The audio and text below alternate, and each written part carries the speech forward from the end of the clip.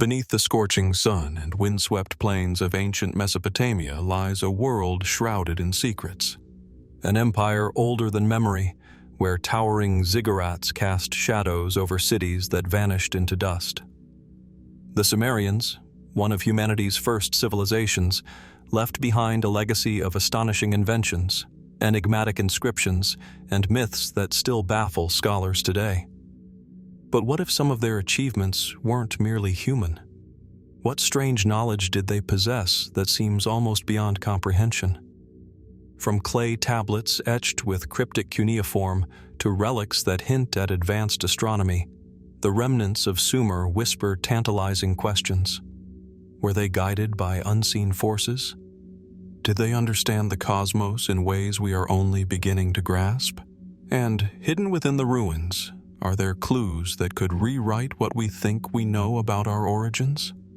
The sands of time may have buried their cities, but the mysteries remain, waiting for those willing to look closer. So sit back, relax, and let's dive into the chilling enigmas of the Sumerian world.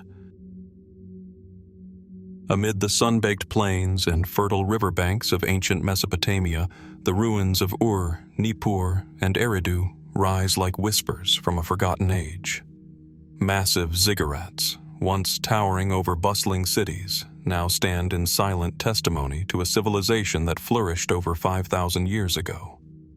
Clay tablets, meticulously inscribed in cuneiform, lie buried beneath layers of soil and sand, their faint markings hinting at stories that have long escaped the grasp of modern understanding. Among these stories, one name recurs with unsettling frequency: the Anunnaki. In Sumerian mythology, the Anunnaki are often described as powerful deities, the offspring of the sky god An and the earth goddess Ki, who governed the fate of humanity. They appear in countless myths, credited with establishing kingship, shaping civilization, and dictating the destinies of mortals. Their influence, according to these texts, was both divine and precise, guiding agriculture, law, and the earliest forms of astronomy. To the Sumerians, the Anunnaki were not distant or abstract. They were present in daily life, their will imprinted on every ritual, every decree, every offering made at the temples of Uruk or Lagash. Yet the more we study these ancient records, the more questions arise. Some texts suggest the Anunnaki came from the heavens, descending in shining vessels to the earth, bringing knowledge that transformed human society almost overnight. Clay tablets describe elaborate hierarchies among these gods, with Enlil and Enki occupying positions of immense authority. Enki, in particular, is depicted as a creator and benefactor, credited with teaching humanity vital skills: writing, irrigation, and the careful cultivation of the land. Enlil, in contrast, appears as a stern enforcer, regulating the distribution of resources and maintaining order among mortals and deities alike.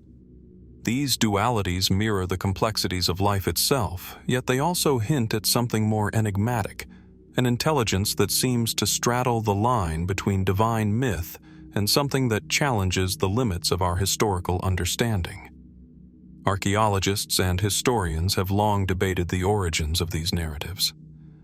Were the Anunnaki purely symbolic embodiments of natural forces and social structures? Or could they represent a memory of visitors from beyond our planet, encoded in allegory and myth? While mainstream scholarship emphasizes the first interpretation, noting the Sumerians' sophisticated understanding of astronomy, mathematics, and law, the consistency and specificity of the descriptions sometimes spark curiosity among those exploring alternative perspectives. These theories suggest that the Anunnaki were not merely gods of imagination, but perhaps witnesses, or even participants, in the earliest chapters of human civilization. In some tablets, the Anunnaki are associated with gold, a resource described not merely as wealth but as a crucial element for purposes that remain mysterious. Could these references symbolize economic or religious importance, or do they point to an understanding of technology lost to time? Other inscriptions speak of a coming from the heavens and the establishment of cities according to precise measurements and celestial alignments. The Sumerians meticulously charted the stars, tracking Venus and the moon with astonishing accuracy, and yet their accounts blend empirical observation with stories of divine intervention. Was this a poetic framework to describe the cosmos, or could it hint at guidance from beings whose knowledge surpassed human comprehension? Art and iconography add another layer to the mystery. Reliefs and figurines depict beings with humanoid forms, often wearing elaborate headgear or carrying symbolic implements. Some appear to tower over humans, their features distinct and commanding. Scholars interpret these as symbolic representations of power and divinity, yet the scale and detail raise questions that continue to intrigue researchers. What inspired these depictions, and why do certain motifs, such as the wings or elongated heads, recur across artifacts separated by decades or even centuries? Are these merely artistic conventions, or echoes of a more profound, perhaps forgotten, truth? The Sumerian texts themselves are both tantalizing and frustrating. Stories of creation, of floods, and of divine decrees offer glimpses into a worldview where humans and gods were intimately entwined.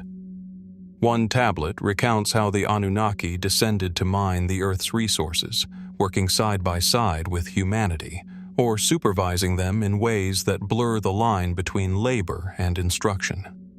Yet these narratives are fragmentary. Many tablets are damaged, their edges missing, leaving crucial details forever lost. Each recovered fragment raises new questions about purpose, about intention, about the very nature of the Anunnaki. Were they benevolent guides, authoritarian rulers, or something that defies categorization altogether? Even the chronology adds to the enigma. The Sumerians flourished in the 4th and 3rd millennia BC, yet their myths seem to preserve memories that feel older than the cities themselves. Stories of advanced knowledge, celestial journeys, and divine decrees suggest a depth of history that challenges conventional timelines. How much of this was mythic imagination, and how much might reflect a long-lost understanding of human origins or external influences that have left only the faintest traces behind?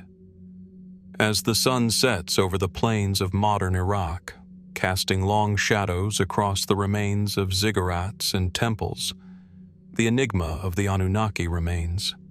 Clay and stone may crumble, but the questions endure. Who were these beings truly? Did they belong solely to the realm of myth? Or is it possible they were witnesses, architects, or even participants in the dawn of civilization? And if so, what might still lie hidden, waiting to be rediscovered beneath the sands of time? The mystery persists, quiet yet persistent, inviting us to ponder, to investigate, and to wonder at the origins of human civilization, and at the beings who may have watched over it in ways we can only begin to imagine. As the sun rises over the vast plains of southern Mesopotamia, the ruins of ancient cities glint faintly in the morning light. The air is thick with the scent of dry earth, and the horizon stretches endlessly, broken only by the remnants of ziggurats and the skeletal outlines of mud brick walls. It is in this land, cradled between the Tigris and Euphrates, that the Sumerians recorded the cosmos in ways that continue to puzzle and fascinate. Among their most enigmatic references is the suggestion of a celestial body beyond the known planets, a hidden world, sometimes called the 12th planet. This idea, first popularized in modern times by researchers studying Sumerian texts, emerges from meticulous readings of cuneiform tablets. According to these interpretations, the Anunnaki, the same gods whose presence shaped early human civilization, originated from this distant, mysterious planet. Some texts hint at long elliptical orbits, far beyond the familiar paths of Mercury, Venus, or Saturn. The descriptions speak of a world whose passage through the inner solar system was infrequent but profoundly consequential, bringing not only the deities themselves, but also knowledge and resources that would alter the trajectory of humanity.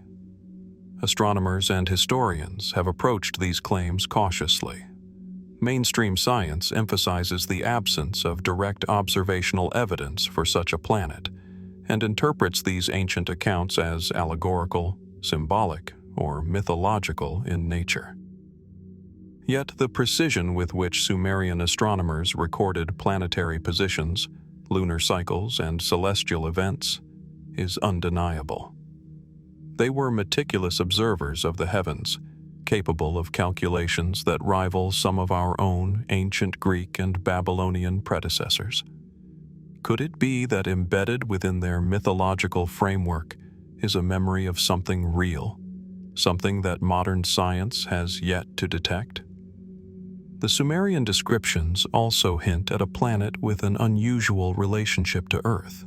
Its orbit, sometimes described as spanning thousands of years, would make encounters with humanity extraordinarily rare.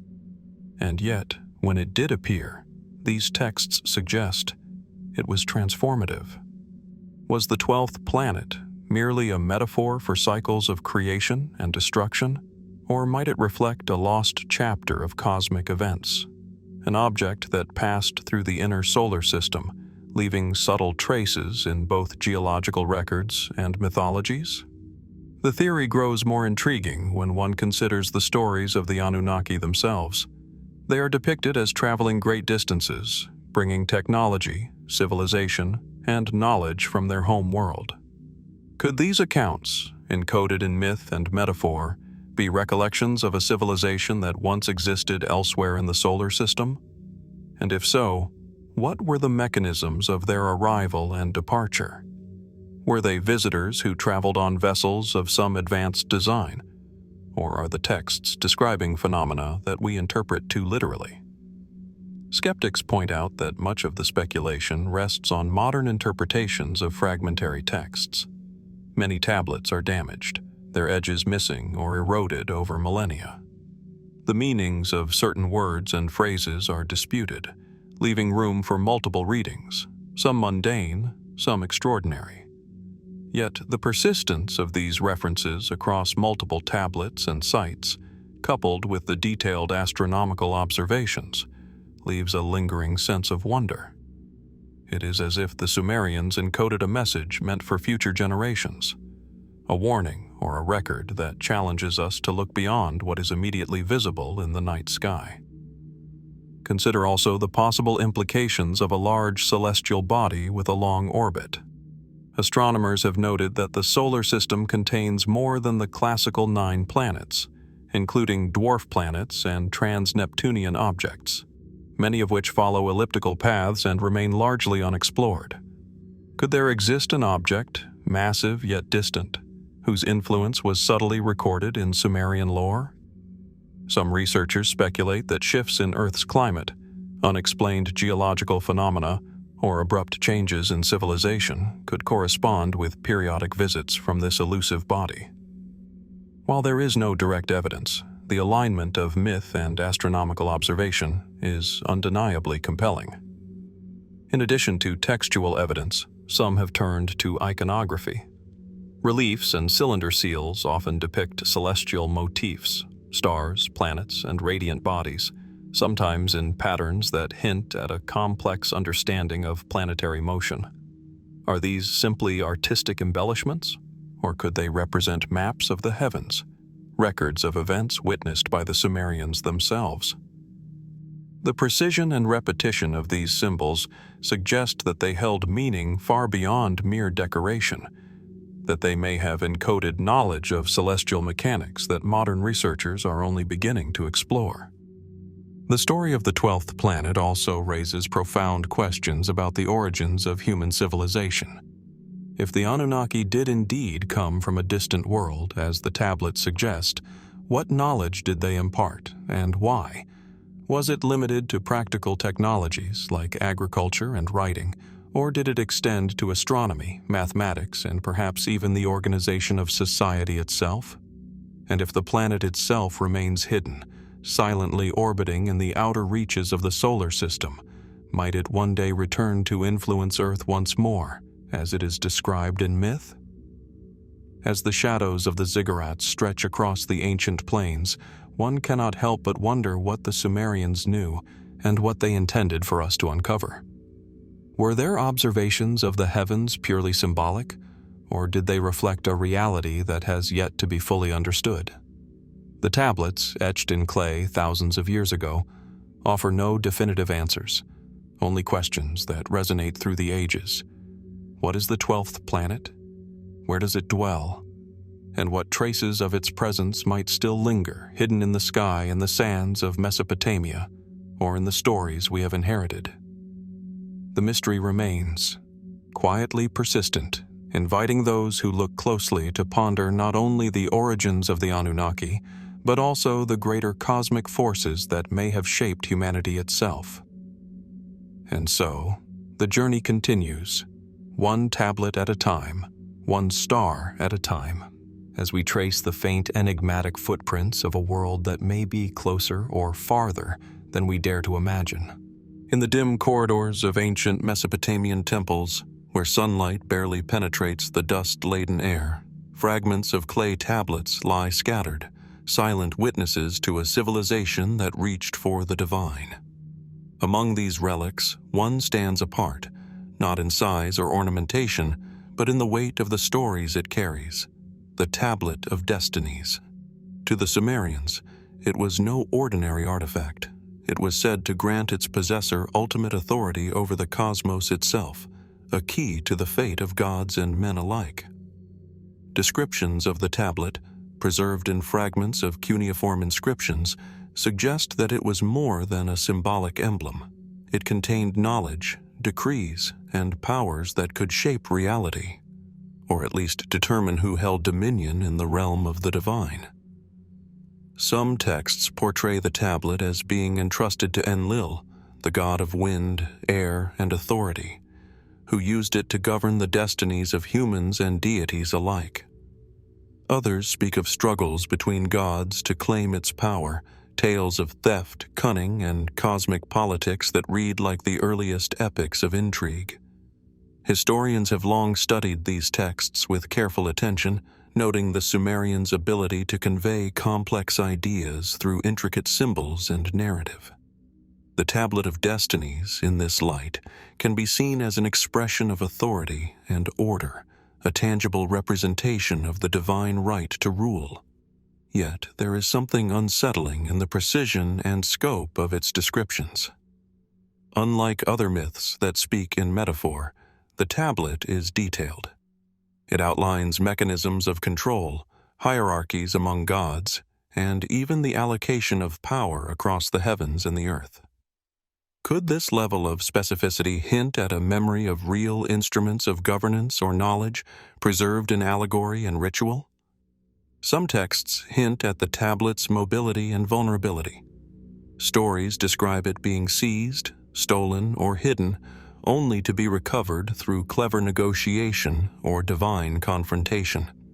In one tale, a deity named Anzu, depicted as a massive bird or lion-headed being, takes the tablet from Enlil, prompting a cosmic struggle that reverberates through heaven and earth. These narratives, while mythological in form, suggest that the Sumerians conceived of power as tangible, transferable, and subject to contestation, a fascinating perspective on the nature of authority in both human and divine spheres. The tablet's symbolism is matched by its supposed capabilities. Ancient accounts claim that whoever held it could decree life, death, and destiny. Could such claims be purely allegorical, reflecting the Sumerians' understanding of political and cosmic order? Or might they indicate a more literal belief in an object imbued with knowledge or even technological power beyond ordinary comprehension? Modern researchers remain cautious, yet the consistency of references across city-states and centuries invites deeper consideration. It is as if the tablet, even in its absence, continues to exert influence, guiding the structure of myths and ritual practices long after the clay itself has aged. Archaeology provides glimpses but few answers. No complete tablet has survived, and most of our knowledge comes from fragments, copies, and references in other texts. Some scholars interpret this as evidence that the tablet was purely symbolic, a narrative device to explain divine authority. Others are intrigued by the repeated mention of the tablet in conjunction with cosmic events, celestial observations, and the movements of gods. Were the Sumerians encoding astronomical knowledge, political systems, or something else entirely in these texts? And if so, what knowledge was considered so powerful that it could define the destinies of gods and men alike? The Tablet of Destinies also occupies a curious place in the intersection between myth and potential historical memory. The Sumerians were meticulous record keepers, cataloging trade, law, and astronomical observations. If they spoke of an artifact that conferred ultimate authority, might it reflect an actual practice or object, a symbol of leadership, a repository of knowledge, or even a technologically sophisticated tool that has long since vanished? While mainstream scholarship emphasizes mythological interpretation, the vividness and internal logic of these accounts suggest a depth that invites speculation. Consider, too, the repeated motifs of theft and recovery. The narratives are not static, they are dynamic, reflecting struggles for control and shifts in cosmic balance. Perhaps the tablet, in myth or reality, represents the precariousness of power and knowledge, the idea that authority is both coveted and fleeting. It raises questions that reach beyond the Sumerian world. How do civilizations conceptualize ultimate control? What instruments or symbols can embody the ability to shape destinies? And if such power was once imagined as tangible, what does that say about the human desire to grasp the threads of fate itself? As we peer into the ruins of Nippur, Lagash, and the shadow of the Tablet of Destinies lingers. Clay and cuneiform may crumble, yet the myths endure, whispering of a power that once defined the cosmos. And though no complete artifact has been found, the tablet's legacy is etched into every myth, every epic, and every fragment of Sumerian history that has survived the passage of millennia. It leaves us with questions that remain tantalizingly unresolved. Was the tablet a symbolic codification of divine authority, or could it have represented something more, an instrument of knowledge, a key to understanding, or a tool of cosmic power? What truths might have been encoded in its surface, and how much of that knowledge has been irrevocably lost to time? In the echoes of Sumerian lore, the mystery endures, inviting us to ponder the nature of power, destiny, and the unseen forces that may still shape the world in ways we cannot fully comprehend.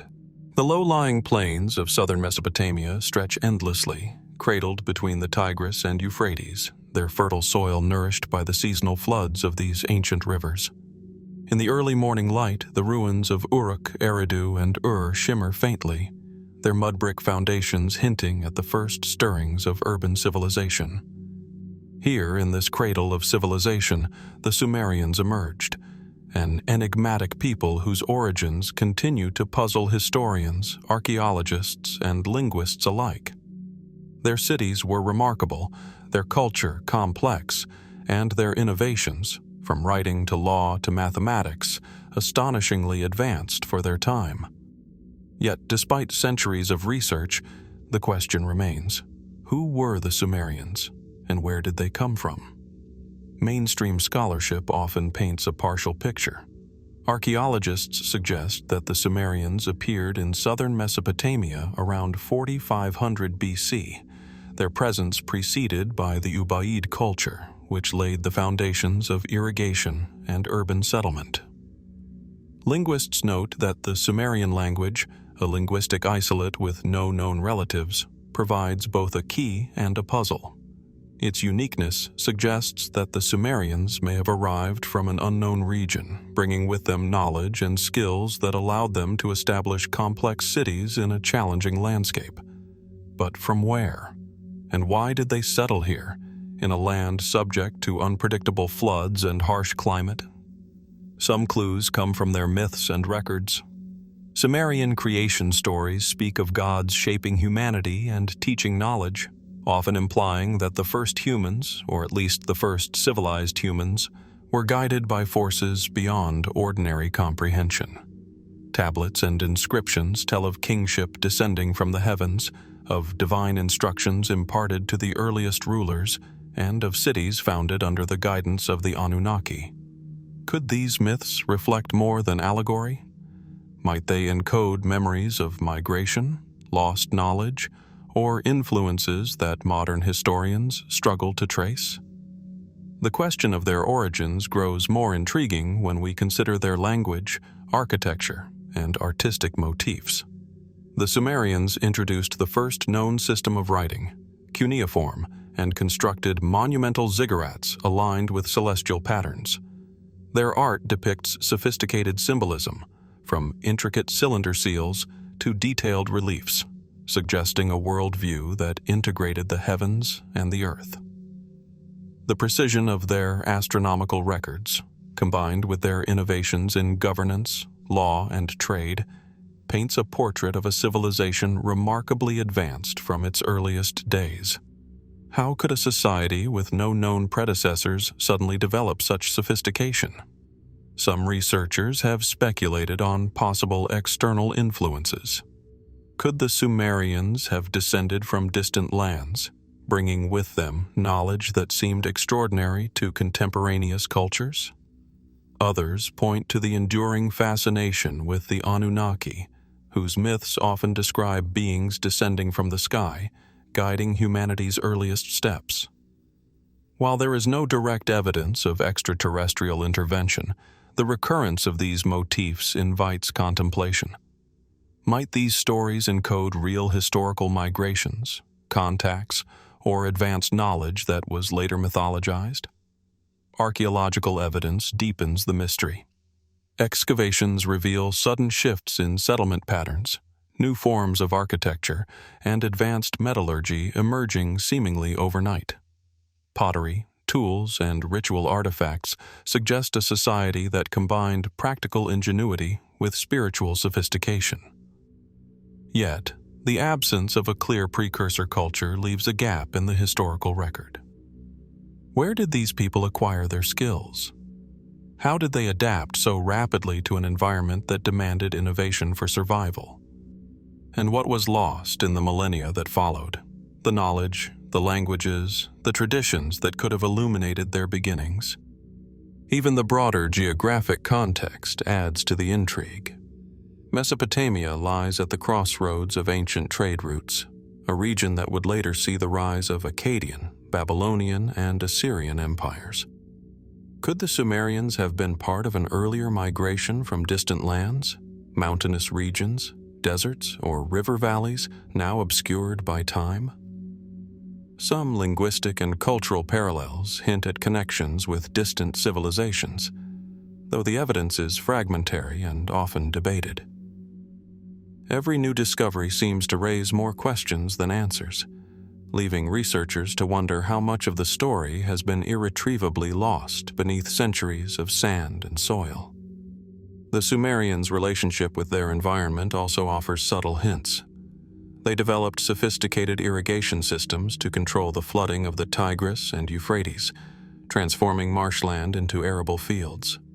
Such innovations suggest not only technical knowledge but also a deep understanding of natural systems. Were these insights entirely homegrown, or did they build upon knowledge passed down from an earlier, now forgotten civilization? And if such knowledge was transmitted, what circumstances brought it to this particular region at this particular time? As we examine the artifacts, the texts, and the enduring city ruins, a sense of mystery lingers. The Sumerians achieved what many later civilizations could only aspire to: urbanization, literacy, law, and a profound engagement with the cosmos. Yet, their story begins in darkness. The origins of these remarkable people remain elusive, hidden behind layers of myth, fragmentary records, and the relentless march of time. And so we are left to wonder, were the Sumerians native to Mesopotamia, rising spontaneously from the Ubaid culture, or did they arrive from afar, carrying knowledge and skills from lands lost to history? Could their myths preserve faint echoes of this journey, blending memory and imagination? And in the quiet plains where their ziggurats still cast long shadows, what secrets remain buried, waiting to be unearthed by those patient enough to listen to the whispers of the past?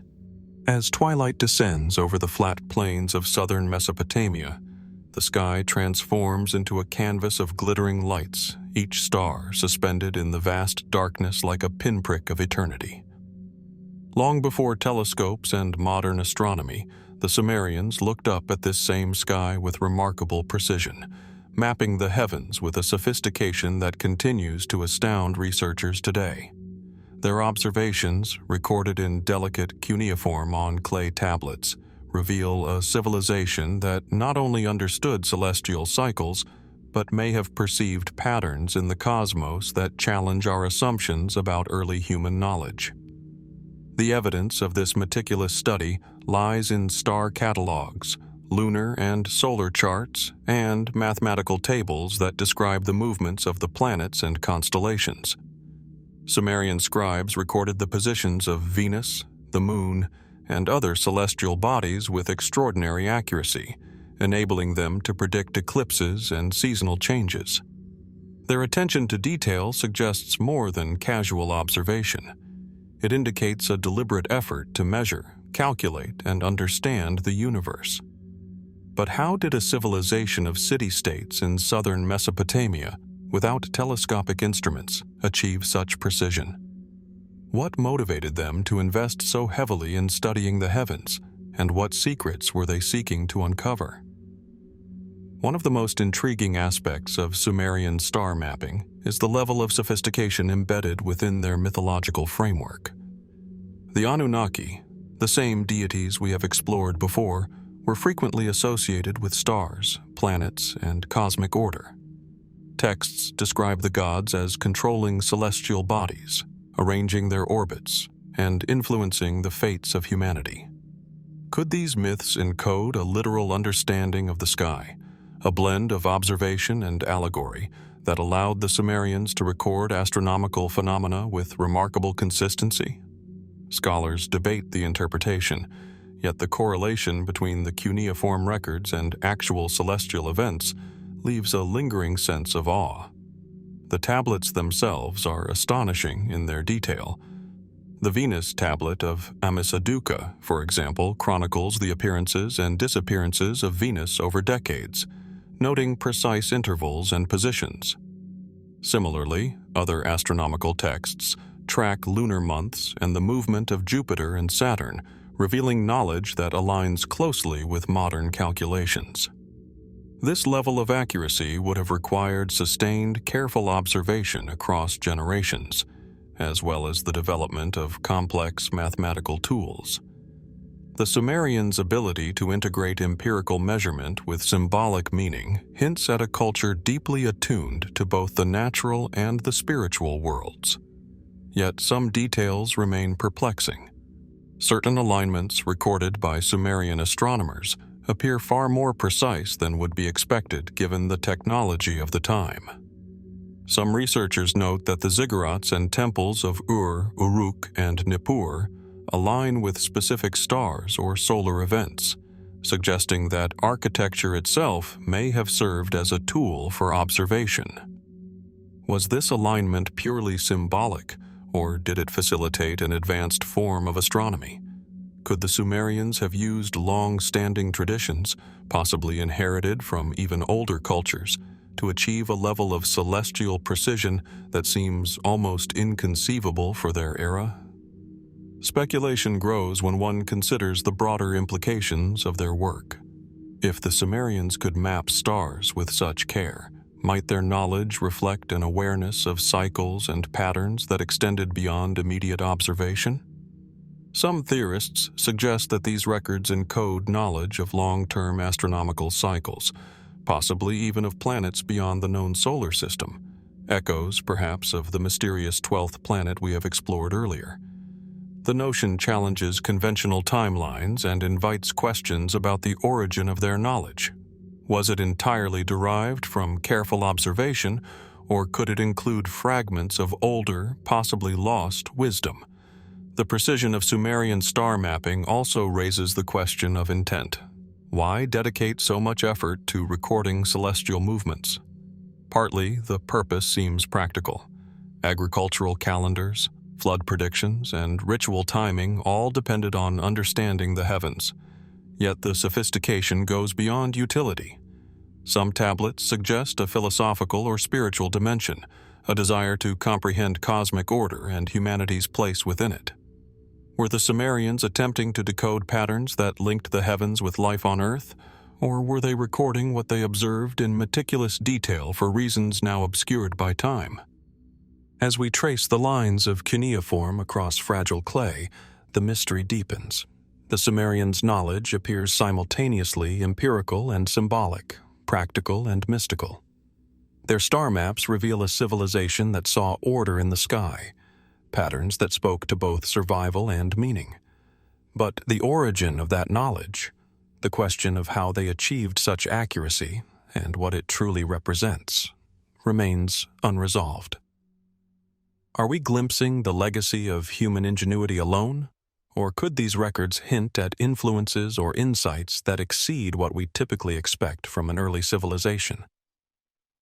Even today, standing under a star-filled sky in the ruins of Mesopotamia, one can almost feel the weight of this knowledge pressing across time. The Sumerians observed, calculated, and recorded, leaving a trail that stretches across millennia, a faint yet undeniable whisper from the past. And yet, for all their brilliance, the full extent of their understanding remains tantalizingly out of reach. So we are left with questions that endure as surely as the stars themselves. How did the Sumerians achieve such precision in their celestial observations? What methods or knowledge allowed them to map the heavens with accuracy that continues to astonish modern researchers?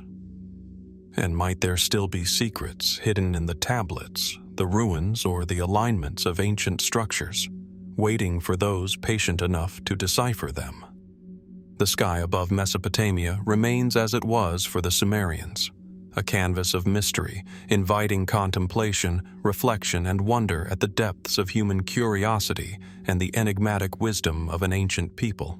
The flat plains of Mesopotamia, where the Tigris and Euphrates snake their way through fertile land, have long carried the memory of water's power. In the stillness of dawn, mist rises from channels and marshes, casting an ethereal glow over ruins of ancient cities, Ur, Uruk, and Eridu, remnants of a civilization shaped and sometimes shattered by the river's temperamental flows. It was here, scholars believe, that the story of the Great Flood first took root, a tale that has echoed through millennia, leaving traces not only in Sumerian clay tablets, but in myths across the ancient world. The Sumerian account, preserved in fragments of cuneiform, speaks of a deluge sent by the gods, a cataclysm designed to reshape humanity. The hero of the story, often identified as Ziusudra, is warned of the impending flood and instructed to construct a massive vessel to preserve life, both human and animal. This narrative, strikingly detailed for its age, predates other flood legends by centuries, suggesting that Mesopotamia itself was the crucible of one of humanity's oldest collective memories. Scholars note that the story contains precise measurements, construction instructions, and even timelines, hinting at a society that valued meticulous record-keeping. But what inspired such an elaborate tale of water and survival? The mainstream view is that the flood myth reflects real catastrophic events. The Tigris and Euphrates were prone to violent flooding, and geological evidence indicates periods of extreme water surges that could have submerged entire settlements. Some researchers point to ancient sediment layers, drowned river channels, and abrupt changes in habitation patterns as proof that Mesopotamian societies experienced dramatic inundations. In this interpretation, the Great Flood tale is a narrative codification of disaster, a way for communities to explain and remember the unpredictable forces that shaped their lives. Yet even as evidence supports a natural origin, the narrative contains elements that transcend the ordinary. The Sumerians describe not just water, but the involvement of divine beings, precise timings, and knowledge imparted to humanity that ensures continuity after destruction. These layers raise questions. Was the story purely allegorical, a moral lesson in obedience and survival, or did it encode memories of phenomena that defy simple explanation? Some scholars have speculated that the flood may have been accompanied by unusual celestial or geological events, a comet, an earthquake, or perhaps an extraordinary tidal surge, events that left an indelible imprint on both land and memory. Artifacts and texts deepen the intrigue. Cylinder seals depict scenes of boats, deities, and tumultuous waves, capturing not only the physicality of water, but its symbolic weight. In some, the hero is shown in a vessel surrounded by animals, a motif eerily reminiscent of later flood legends across the Near East and even as far as India and Greece. Could these similarities indicate a shared memory, a distant echo of a single event or series of events that resonated across cultures? Or are they independent manifestations of a human fascination with water, survival, and divine judgment? The Sumerians themselves seem to have understood floods as both natural and supernatural forces. Their irrigation systems, canals, and levees reflect a society attempting to control water for life and prosperity. Yet their myths reveal an awareness of water as uncontrollable, capable of reshaping landscapes and destinies. This duality, practical mastery alongside reverent fear, speaks to a culture that observed, calculated, and mythologized with equal care. It is in this intersection of empirical knowledge and symbolic storytelling that the flood narrative gains its enduring power. Speculation extends further when one considers the connections between the flood and other Sumerian mysteries we have explored. Could the Great Flood story relate to celestial events recorded in their star maps, or even to the influence of the Anunnaki as described in earlier myths? Some theorists propose that the flood may have been a product of cosmic forces, perhaps tied to shifts in orbit, atmospheric phenomena, or other extraordinary occurrences. While such ideas remain speculative, they underscore the fascination of a culture attuned to both the heavens and the earth, seeking to understand their world in every dimension. Archaeological patterns provide additional intrigue. Sites abandoned abruptly, layers of silt indicative of sudden inundation, and the concentration of settlements on higher ground suggest that the Sumerians lived with recurring threats of catastrophic water. These patterns reinforce the notion that the flood myth is grounded in experience, yet the consistency and sophistication of its narrative, detailing construction, survival, and divine guidance, invite questions about knowledge and memory that extend beyond simple observation. As we walk the ancient riverbanks today, the water's quiet, the sun casting long reflections across marshes and ruins. It is easy to imagine the Sumerians witnessing a world simultaneously nurturing and destructive. The rivers that brought life could just as easily bring devastation, shaping not only their agriculture and cities, but their stories, their religion, and their understanding of humanity's place in the cosmos. And so, the Great Flood tale endures, a story that resonates with both historical plausibility and enduring mystery. Was it a record of natural catastrophe, an allegorical framework for understanding divine authority, or a blend of both? Could it preserve glimpses of events or knowledge now lost, embedded in myth, awaiting rediscovery? In the quiet echoes of Mesopotamian plains, beneath the shadows of long-vanished ziggurats, these questions remain unanswered, leaving us to wonder what the waters of time have hidden and what truths still lie beneath the surface. The ancient city of Uruk rises from the Mesopotamian plains like a memory etched in mud brick, its walls weathered by millennia of sun, wind, and sand. In the fading light of dusk, the shadows of ziggurats stretch long across the streets, hinting at a civilization that grappled with questions far larger than survival or conquest. Among its most enduring stories is that of Gilgamesh, a king part mortal, part divine, whose pursuit of immortality has captivated imaginations for over 4,000 years. The Epic of Gilgamesh, preserved on clay tablets discovered in the ruins of Nineveh, recounts a journey both outward and inward, a king confronting mortality, seeking the secrets of eternal life.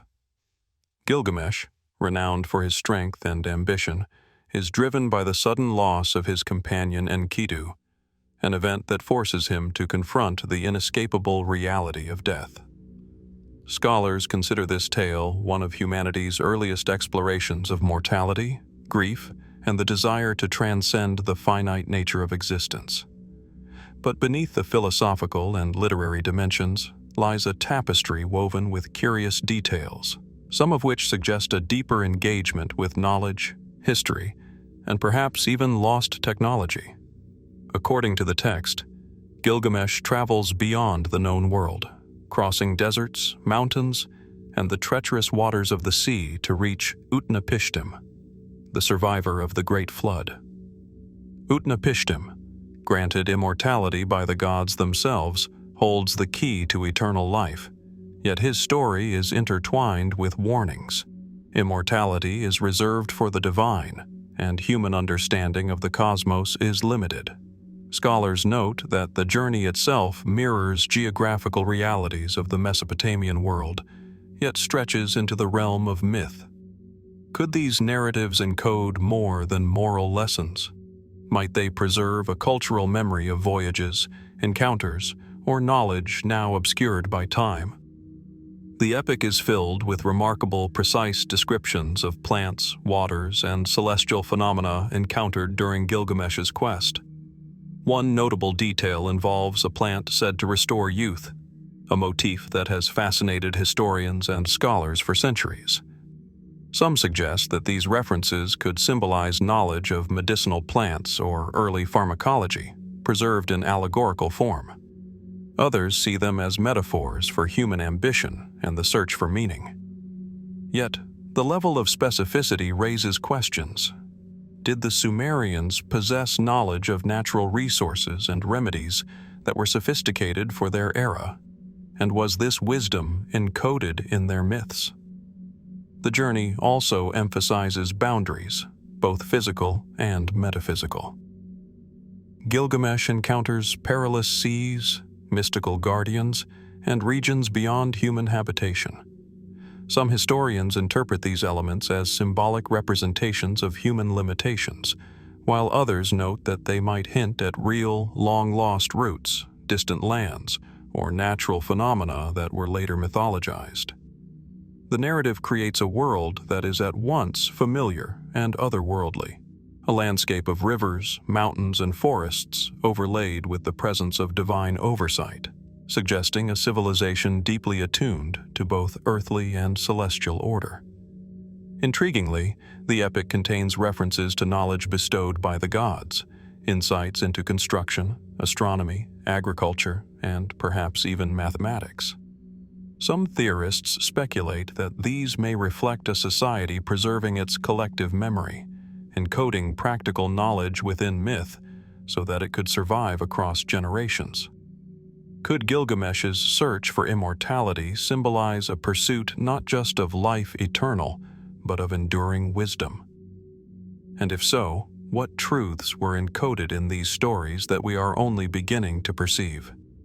The tale's most poignant moments come when Gilgamesh confronts his mortality directly.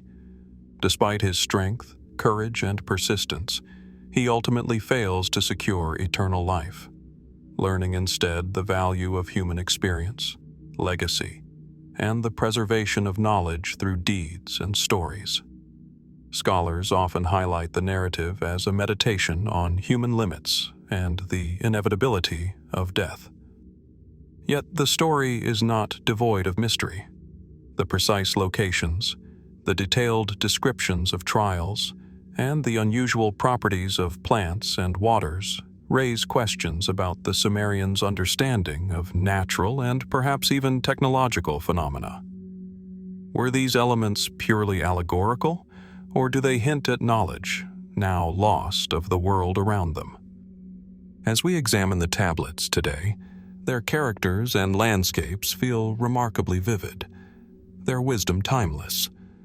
Gilgamesh's journey invites us to reflect on the boundaries between myth and history, between knowledge preserved in story and knowledge lost to time. The epic suggests a civilization deeply concerned with both mortality and cosmic order, a people observing the heavens, mapping the rivers, and recording their understanding of life, death, and the pursuit of something greater.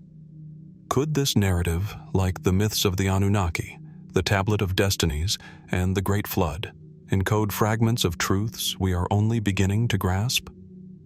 Walking through the ruins of Uruk, one can imagine Gilgamesh gazing toward distant horizons, driven by a question that has echoed across millennia. How can life endure beyond the inevitable? The plains, rivers, and skies of Mesopotamia remain silent witnesses, holding memories of journeys, discoveries, and unanswered questions. The search for immortality, whether literal or symbolic, reflects a civilization grappling with its own fleeting existence, leaving behind stories that continue to provoke wonder and speculation. And so, the mystery endures. Did Gilgamesh's tale merely capture human aspiration and philosophical reflection, or did it preserve glimpses of knowledge, rituals, or observations that have since vanished? What truths lie hidden in the clay tablets, waiting for careful study, contemplation, and interpretation? In the quiet shadows of ancient cities, the story of Gilgamesh reminds us that some mysteries, like life, death, and the pursuit of immortality, may never be fully solved, inviting us instead to ponder, explore, and wonder. The city of Uruk stretches across the Mesopotamian plains like a living testament to human ambition, its ziggurats and city walls etched against the horizon in the golden light of dawn. From these elevated terraces, one can imagine the Sumerian kings surveying their domain, rulers whose authority seemed absolute, yet whose legitimacy was intertwined with the divine. In Sumerian thought, kingship was not merely a political role. It was a sacred trust, a mandate bestowed from the heavens themselves. The notion of kingship from the heavens permeates the texts, myths, and administrative records of this ancient civilization, inviting us to question the origins, purpose, and meaning of power in a society both sophisticated and enigmatic.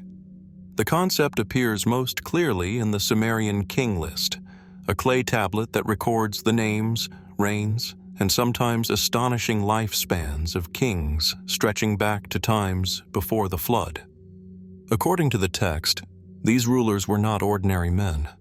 They received their authority directly from the gods, often descending to earth to establish cities, enforce law, and guide humanity. Some of the earliest entries list reigns of thousands of years, figures that blur the line between historical record and myth. While historians generally interpret these numbers symbolically, they nevertheless reflect a deeply ingrained worldview. Kingship was not self-proclaimed. It was a gift from higher powers, a cosmic endorsement of earthly rule. Archaeological and textual evidence provides further insight into this idea. Royal inscriptions, temple reliefs, and votive objects frequently depict kings in the company of deities, receiving symbols of authority such as the rod and ring, or presiding over rituals that connect human and divine realms. In one sense, this may reflect the practical reality of legitimizing political power in a complex society.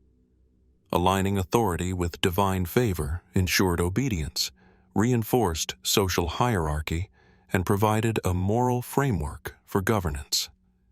Yet the recurrence of cosmic motifs and precise symbolic language suggests that the Sumerians themselves regarded these claims as more than metaphorical. Was kingship a projection of human political necessity, or did the ancients genuinely perceive a connection to forces beyond the visible world? The narratives surrounding the Anunnaki, too, reinforce the concept of celestial authority.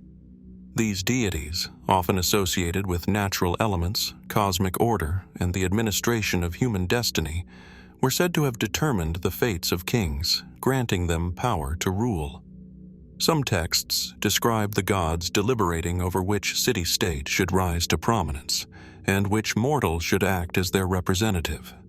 In a culture where the heavens were mapped with remarkable precision, where stars and planets were carefully observed, one can imagine kingship being conceived as an extension of cosmic order itself, a reflection of balance in both heaven and earth.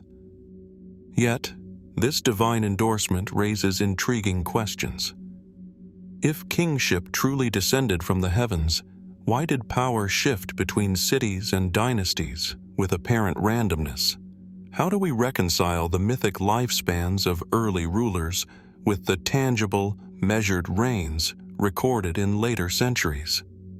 Some scholars suggest that these accounts preserve an amalgamation of history, ritual, and allegory, encoding events and cultural memory in symbolic form.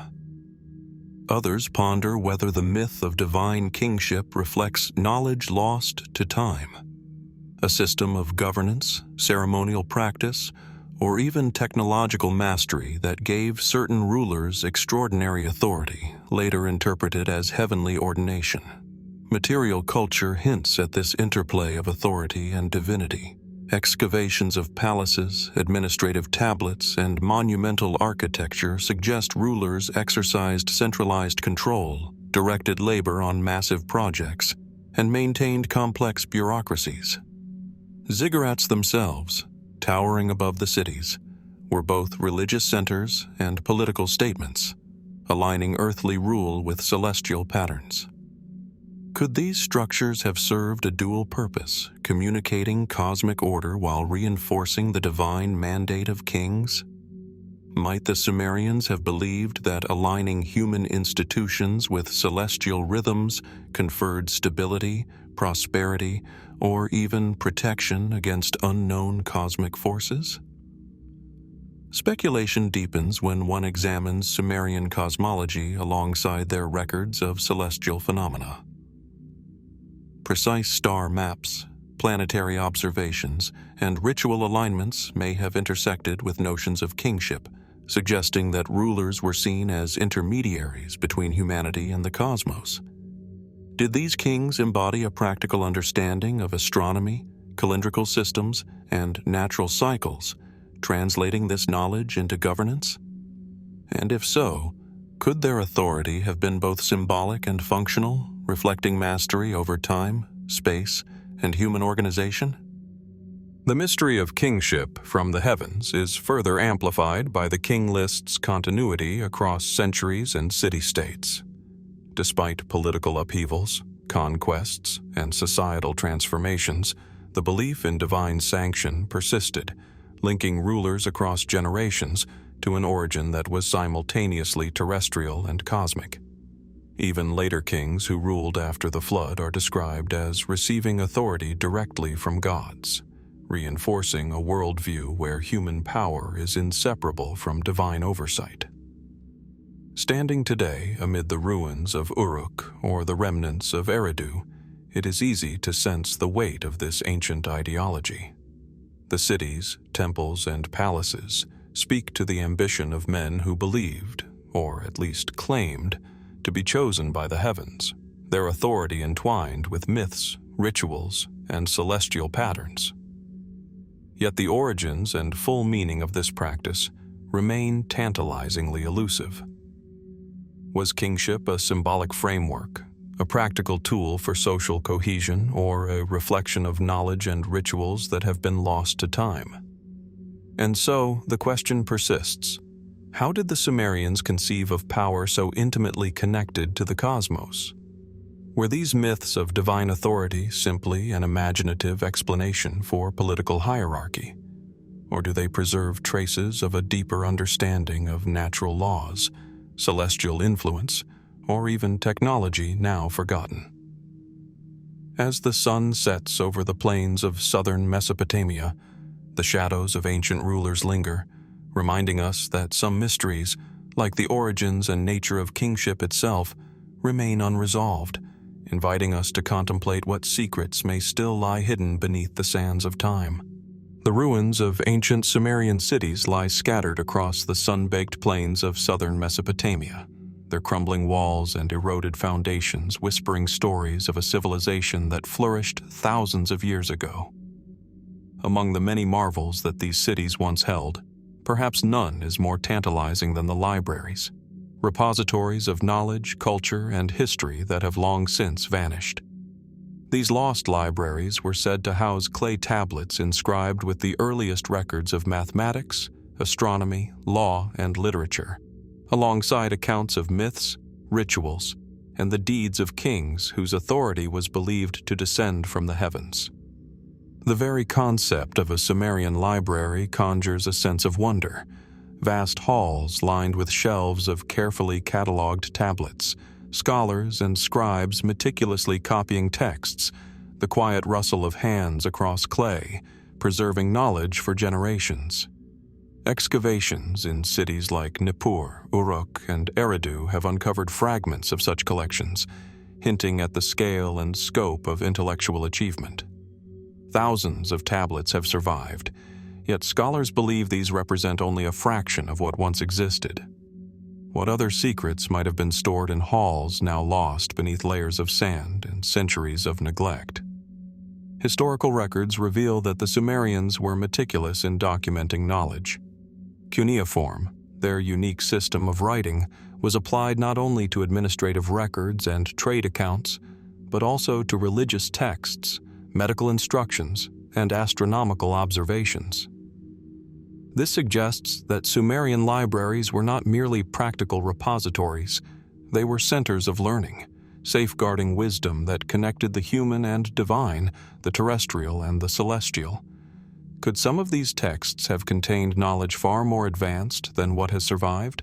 Technologies, engineering methods, or cosmological insights that seem extraordinary even today? The idea of lost Sumerian libraries gains further intrigue when we consider their historical context. Over the millennia, invasions, natural disasters, and the ravages of time claimed countless cities and their contents. Fires, floods, and wars could have obliterated entire collections, leaving only fragments for modern scholars to piece together. Yet some narratives hint at libraries deliberately hidden or moved for protection, perhaps suggesting awareness of the value of the knowledge they contained. Was it possible that certain texts were safeguarded, secreted away to preserve truths now lost to history? Speculation often arises around what these libraries might have held beyond the mundane records of daily life. Sumerian myths and epics, including the story of Gilgamesh, hint at advanced understanding of cosmology, star mapping, and even long-lost technologies. Could the libraries have contained practical manuals, engineering plans, or medical texts that reveal insights into methods and knowledge far beyond what we expect from a civilization of this era? Archaeologists have found references to texts on metallurgy, irrigation, and astronomical calculation, suggesting a systematic approach to learning that was both practical and profound. The libraries may also have played a crucial role in preserving religious and political authority. Kings who ruled by divine mandate were often linked to scribal schools and the administration of sacred knowledge. Certain texts describe rituals, celestial alignments, and the authority of the Anunnaki, all recorded with painstaking care. If these libraries were as comprehensive as the surviving fragments suggest, they could have held an entire worldview, codifying how humans were meant to interact with the cosmos, the gods, and each other. What insights might have been lost when these repositories vanished? Knowledge that could have changed our understanding of early human civilization? Even more enigmatic are the hints that some texts may have been extraordinarily advanced. Scholars point to precise astronomical tables, mathematical calculations, and coded references within surviving tablets. Could these have been supplemented by texts no longer extant, containing knowledge lost to time?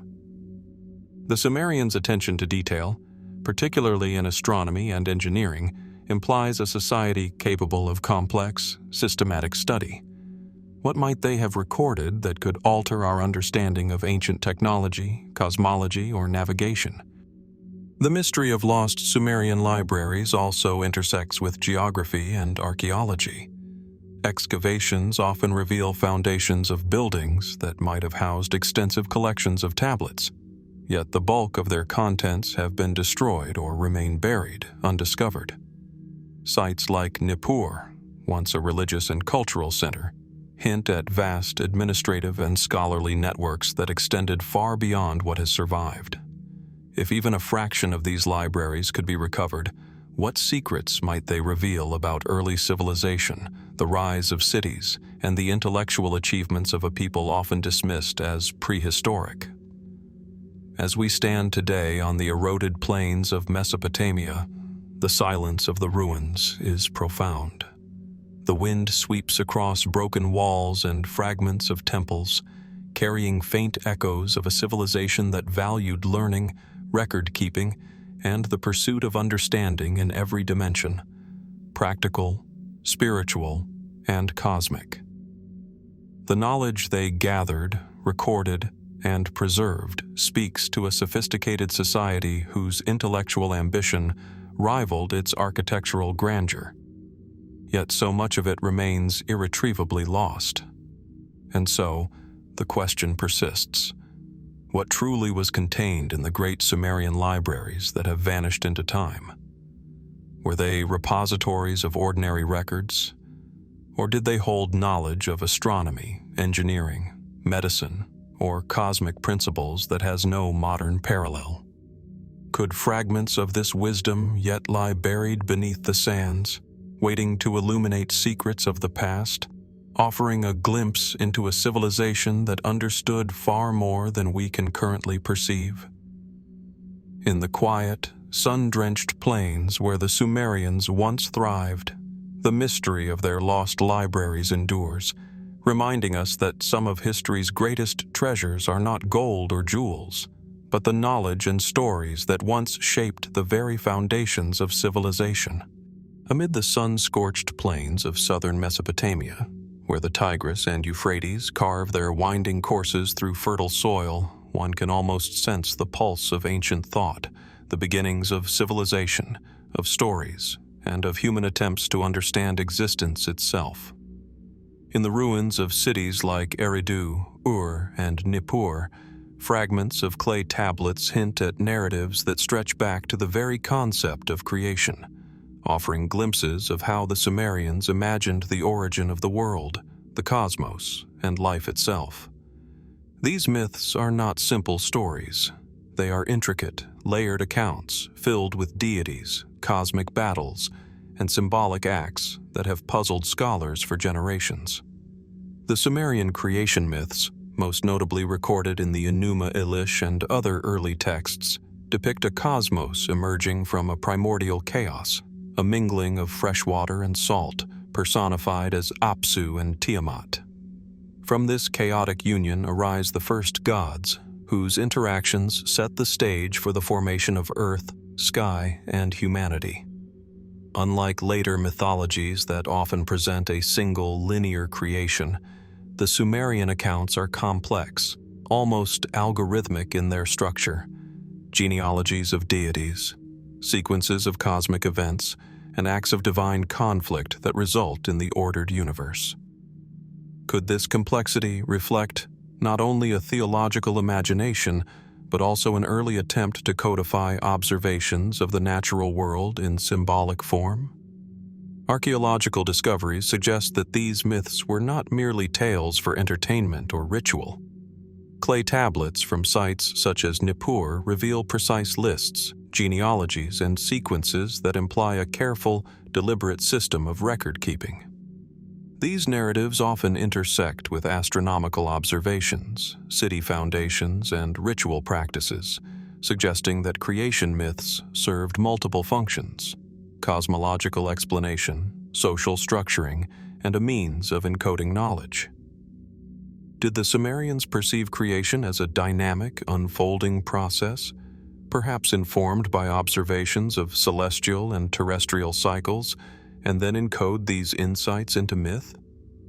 Mainstream scholarship generally interprets these stories as mythopoetic explanations of existence, symbolic frameworks for understanding human origin, divine authority, and the forces of nature. The narrative of Tiamat, for instance, has been viewed as an allegory for chaos, disorder, and the untamed natural world, overcome by younger gods who establish order and governance. Yet even within these allegories, the level of detail is striking. Tiamat is not merely a formless sea. She is a dragon, armed with a retinue of monsters, whose defeat results in the division of her body to create the heavens and earth. Could such vivid imagery encode practical knowledge, geography, hydrology, or even catastrophic events experienced by early societies? The Sumerians' depiction of humanity's creation is equally thought-provoking. Humans are crafted from clay and the blood of gods, a mixture that imbues them with both mortality and divine spark. These accounts resonate across later Mesopotamian civilizations, influencing Akkadian, Babylonian, and Assyrian myths. But what of the original intent? Were these stories purely theological, or did they encode a form of proto-science, a means of explaining natural processes, human physiology, or the origin of culture in a symbolic framework that could be communicated across generations? Further intrigue arises when we consider the interplay of creation myths with Sumerian cosmology and kingship. Just as kings were believed to receive authority from the heavens, so too was humanity depicted as descending from divine acts, positioned within an ordered universe orchestrated by gods whose motives were recorded with meticulous care.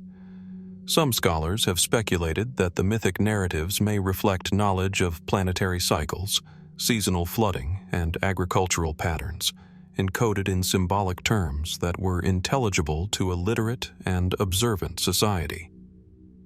Could these myths represent an early attempt to reconcile observation, memory, and religious narrative into a coherent worldview?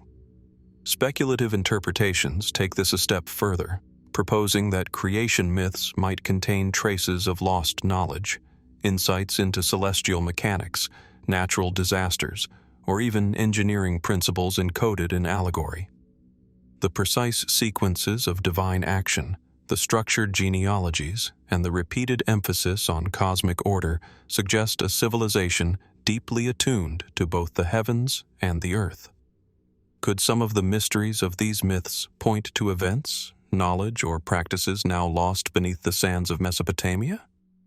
The physical remnants of this intellectual legacy are fragmentary. Tablets are broken, many incompletely deciphered, and libraries that once housed these records are largely gone. Yet even these fragments convey the breadth of Sumerian imagination and observation.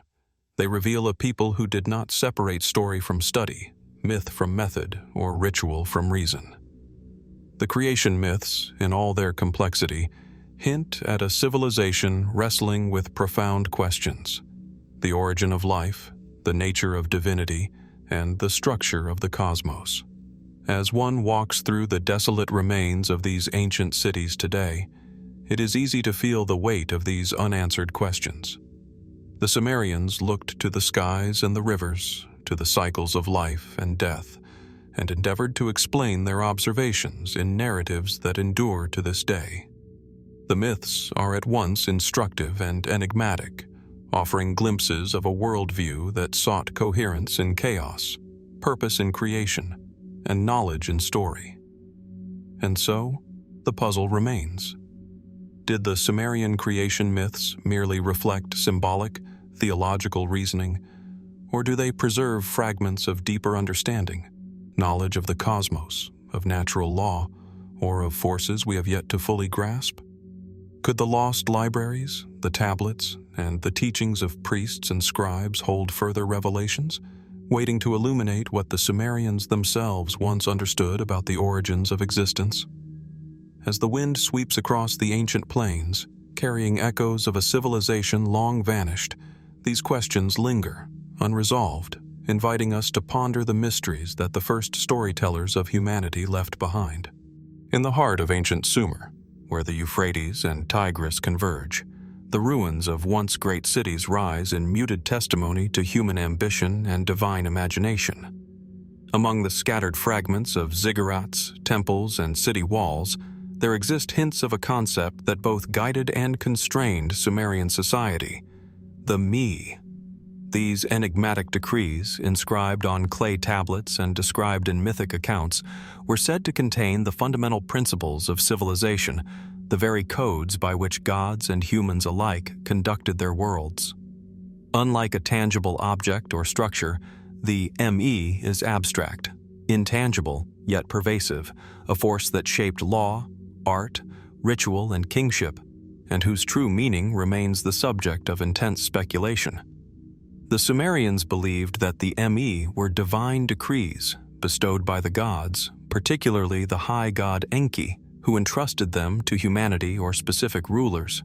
Each me represented a particular aspect of existence: justice, kingship, crafts, music, and even cosmic order.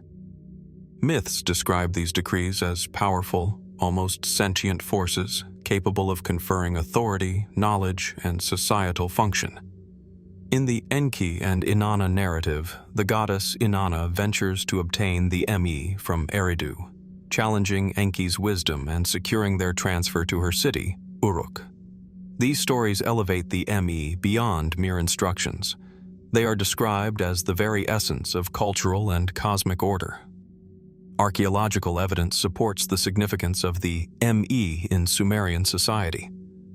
Administrative tablets, temple inscriptions, and votive offerings indicate that these principles were central to rituals, governance, and social cohesion. Each city-state curated its own collection of me, believed to dictate proper conduct and uphold the stability of both human and divine realms. In essence, the me were blueprints for civilization, encoded with ethical, social, and spiritual imperatives. Yet despite their importance, the precise nature of the me is difficult to define. Were they symbolic guidelines, sacred knowledge, or something more, an intangible authority embedded within the very fabric of Sumerian life? The narrative surrounding the me intertwines with the Sumerians' broader understanding of the cosmos and human existence. Gods who controlled the me were seen as arbiters of order, capable of bestowing or withdrawing favor. Kings, through their divine mandate, exercised authority in alignment with these principles, legitimizing their rule and enforcing societal norms. Scholars suggest that the me codified practical knowledge, laws, trade practices, artistic expression, and ritual propriety. Yet the mythic descriptions hint at something deeper, a system of knowledge and power that transcends ordinary law, a blueprint for civilization itself. Could the me represent not only social and religious organization, but a form of knowledge now lost to history? Some interpretations venture into the speculative, proposing that the me were more than symbolic. Could they have encompassed technological, astronomical, or mathematical understanding encoded as divine decrees? Sumerian culture was highly sophisticated, demonstrating advanced knowledge in agriculture, irrigation, and architecture. If the me contained instructions or principles guiding these achievements, it would suggest that the myths are preserving fragments of practical and cosmic wisdom, masked as sacred narrative. This duality, myth and method, divine and practical, permeates the surviving texts, leaving us to wonder how much knowledge was once accessible through the ME and how much has been obscured by the passage of time. The journey of the ME also raises questions about human ambition and divine interaction. In the myth of Inanna and Enki, the goddess's audacious quest to acquire the ME illustrates the precarious balance of power between gods and mortals. Her success is not merely a story of theft or triumph, it represents the transfer of authority, knowledge, and responsibility. Civilization, in this framework, is not a static achievement but a dynamic process, governed by principles that must be actively upheld, understood, and interpreted. Could these narratives reflect an early recognition of the delicate interdependence between knowledge, power, and culture? Physical evidence of the ME is fragmentary but evocative. Clay tablets describe the nature of these decrees in lists and narrative passages, yet their abstract qualities challenge translation and interpretation. The Sumerians did not attempt to simplify the ME into concrete definitions. Instead, they presented them as living forces, capable of shaping the destinies of gods and men alike. This abstraction has led some scholars to view the ME as symbolic of universal principles, while others speculate they may encode specific knowledge, rituals, or even lost techniques of governance, engineering, or cosmology. The mystery of the ME is heightened by their integration into multiple facets of Sumerian life. They underpin myths of creation, kingship, law, and culture, suggesting a worldview in which divine and human domains are inseparably connected. Each ME governs an aspect of existence, implying that the Sumerians perceived civilization as an intricate, divinely sanctioned system, where knowledge, morality, and social function were intertwined. Could understanding the ME provide insight into how the earliest complex societies organized themselves and how they conceptualized authority, ethics, and cosmic order? Standing today among the ruins of Uruk or Eridu, one can almost sense the invisible presence of these principles. The wind sweeps across the clay foundations, carrying whispers of a civilization that sought to codify the universe in ways both practical and sacred. The ME remain intangible, yet their influence echoes through myths, records, and the very organization of Sumerian society. They challenge us to consider the origins of law, culture, and knowledge, not as isolated human inventions, but as ideas that may have been perceived as living, powerful, and divinely sanctioned forces. And so, the meaning of the ME endures as an enigma. Were they purely symbolic, representing ideals and cultural norms? Or did they preserve practical, cosmic, or technological knowledge now lost to time? Could fragments of these principles, hidden in myth and tablet, still hold insights into the foundations of human civilization? As we study the plains of ancient Mesopotamia, the ME whisper their presence through the millennia, reminding us that some of history's deepest mysteries lie not in what we can touch, but in what remains unseen, abstract, and profoundly elusive. Amid the arid plains of southern Mesopotamia, where the Euphrates and Tigris carve their slow, winding paths, the ruins of cities like Ur, Nippur, and Eridu stand as silent witnesses to a civilization that flourished over 4 millennia ago. Among the many enigmas that the Sumerians left behind, none is as profound or as confounding as their language. Unlike most of the world's languages, which belong to vast families with traceable lineages, Sumerian is a language isolate. It stands alone, with no known relatives past or present, a puzzle that has perplexed linguists, historians, and scholars for centuries.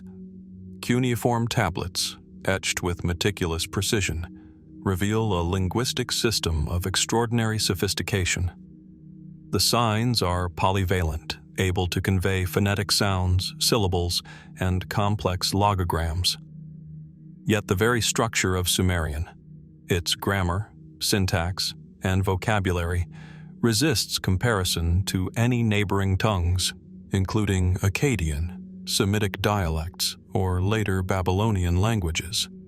Scholars can translate individual texts with remarkable accuracy, yet the origins of the language itself remain obscure. Where did it come from? How did a society so advanced in administration, literature, and astronomy develop a language entirely unrelated to any known linguistic tradition? Historical records provide some context, though not answers. Sumerian emerged in written form by around 3100 BC during the Uruk period, when the first cities and complex bureaucracies were taking shape. As trade networks expanded and contact with other cultures intensified, Sumerian persisted, even as Akkadian became the dominant spoken language. In essence, Sumerian became a literary and liturgical language, much like Latin in medieval Europe, preserved in temples, schools, and administrative centers long after it ceased to be spoken natively. Yet the very fact that it existed as an isolate suggests a unique origin, perhaps arising from a population or culture whose roots are otherwise lost to history. The linguistic features of Sumerian are striking. It employs an ergative absolutive structure, unlike the nominative accusative patterns common to surrounding languages. Its vocabulary includes terms for government, agriculture, law, and religion that have no known cognates elsewhere, and its literary compositions, from the Epic of Gilgamesh to mythological hymns, demonstrate a subtlety and nuance that suggest a highly developed cultural consciousness. Could the language itself encode ways of thinking that are fundamentally different from those of neighboring peoples? Was the structure of Sumerian instrumental in shaping how its speakers perceived the world, organized society, and even interpreted the cosmos? Speculation deepens when we consider the possibility of lost connections. Some fringe theories propose that Sumerian may have descended from a forgotten civilization, perhaps one wiped out by flood, war, or climate catastrophe, leaving only its language as a faint echo. Others wonder whether it could be connected, in ways not yet understood, to distant or extinct languages now irretrievably lost. Mainstream linguists caution that no definitive evidence exists for such claims, yet the question lingers. How could a language so isolated arise in a region teeming with communication, trade, and cultural exchange? The mystery is amplified by the sheer volume and sophistication of Sumerian texts. Thousands of tablets have survived, many detailing intricate legal codes, administrative accounts, and elaborate religious ceremonies. To create and maintain such a complex written tradition in a language with no known relatives implies a society deeply committed to documentation, education, and cultural continuity. How did they preserve the subtleties of Sumerian over centuries? And what does this tell us about the cognitive and social frameworks of its speakers? Frameworks that may be fundamentally alien to modern linguistic paradigms. Moreover, Sumerian's use in ritual and scholarly contexts suggests that it was considered a language of power, authority, and cosmic order.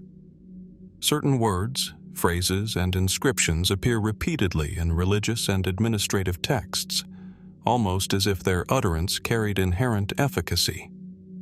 Could the very sound, structure, or combination of signs have been believed to wield influence over human and divine affairs? And if so, might some aspects of the language encode knowledge that has been lost, deliberately preserved in forms that could not be casually adapted or understood by outsiders? Attempts to trace Sumerian's origin have led researchers in many directions, from the mountains of eastern Anatolia to the plains of southern Iran, yet no conclusive lineage has emerged. It is a linguistic island, surviving through sheer documentation and cultural prestige, yet its roots remain invisible, submerged beneath layers of time and sand. Some scholars suggest that Sumerian may represent the language of the first urban civilization, crystallized at a moment when human society first grappled with cities, writing, law, and complex governance. If this is the case, then Sumerian is not just a language isolate. It is a reflection of the birth of civilization itself. The mystery of Sumerian's origins and its enduring influence invites reflection. Does the uniqueness of this language hint at a forgotten population, perhaps even predating known Mesopotamian history? Could the structure, vocabulary, or symbolism of Sumerian hold insights into cognitive patterns or knowledge systems that we have yet to comprehend? And what might have been lost along with the disappearance of native speakers, the destruction of libraries, and the silencing of oral traditions that could have contextualized these cryptic texts? As the wind sweeps over the ruins of Uruk, Nippur, and Eridu, carrying dust and echoes of a civilization long vanished, the Sumerian language remains a ghostly presence, a voice from the distant past that speaks in signs, syllables, and symbols. It challenges us to consider the origins of human communication, the preservation of knowledge, and the profound mysteries that arise when a civilization leaves behind a language with no known relatives, yet writes with clarity, precision, and depth. And so, the enigma of Sumerian endures, reminding us that some of the most profound mysteries of humanity lie not in what we can see, but in what has been spoken, written, and yet remains fundamentally unconnected to anything else in the world. Amid the sun-baked ruins of ancient Mesopotamia, where the Tigris and Euphrates once nurtured the earliest cities, one can almost feel the presence of beings long since departed, beings whose emotions, paradoxically, were said to mirror our own. In the ziggurats of the temples of Nippur, and the ceremonial centers of Eridu, the Sumerians left traces of gods who were not distant abstractions, but entities with desires, fears, anger, and even jealousy. These deities were not impassive forces of nature. They were vivid, capricious, and deeply human in their reactions, capable of love, wrath, and sorrow. And it is in these emotional dimensions that the Sumerian pantheon offers one of its most enigmatic mysteries. Why did the gods reflect human psychology so closely, and what might that reveal about the civilization that revered them? Texts, hymns, and epics provide tantalizing glimpses into these divine emotions. In the Epic of Gilgamesh, the goddess Ishtar's fury leads to a devastating flood, while Enki's compassion mitigates its effects. Inanna's ambition, envy, and cunning drive her quest to obtain the Me, reshaping the destinies of cities and gods alike. The deities interact with one another through jealousy, rivalry, and collaboration, creating narratives that feel remarkably familiar, even intimate. Was this anthropomorphism merely a literary device, designed to make divine action comprehensible, or did it reflect a deeper understanding of the interrelation between the cosmos and human experience? Archaeological and textual evidence suggests that the Sumerians carefully documented these divine behaviors, perhaps as a means of guiding human conduct. By observing the moods and temperaments of their gods, priests and rulers could anticipate cosmic favor, or wrath, aligning rituals, offerings, and decisions to maintain balance. The gods' human-like qualities were thus functional as well as symbolic. But the intricacy with which these emotions are described raises further questions. How could a civilization so ancient conceive of such nuanced psychological landscapes? Were these traits invented solely for narrative and ritual? Or might they encode lessons, social strategies, or even early explorations of human consciousness? One of the most striking features of Sumerian divine emotion is its volatility. The gods are capable of both benevolence and extreme wrath, often for reasons that elude modern understanding. Ishtar's indignation over rejection, Enlil's sudden anger at human defiance, and Nin-Hursag's protective instincts suggest that the Sumerians envisioned a cosmos not governed by impersonal laws, but by dynamic relationships. Could these stories reflect historical experiences, natural disasters, or societal upheavals, allegorically rendered as the emotional reactions of the gods? And if so, might we be glimpsing a civilization that projected human experience onto the divine as a means of interpreting the unpredictable world around them? The anthropomorphism of Sumerian deities also extends to their social interactions. Gods engage in negotiation, deception, and alliances, mirroring the political maneuvers of human rulers. Their emotions influence decisions, generate conflict, and sometimes even dictate the fate of cities.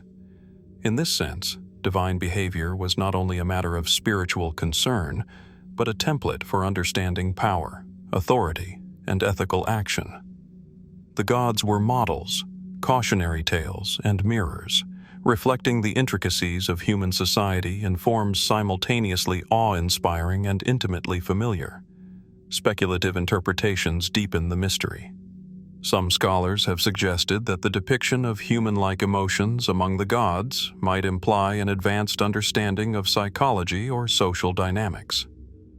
Could the Sumerians have recognized patterns of behavior, envy, ambition, loyalty, or vengeance, and projected them onto divine figures to explain and influence human affairs?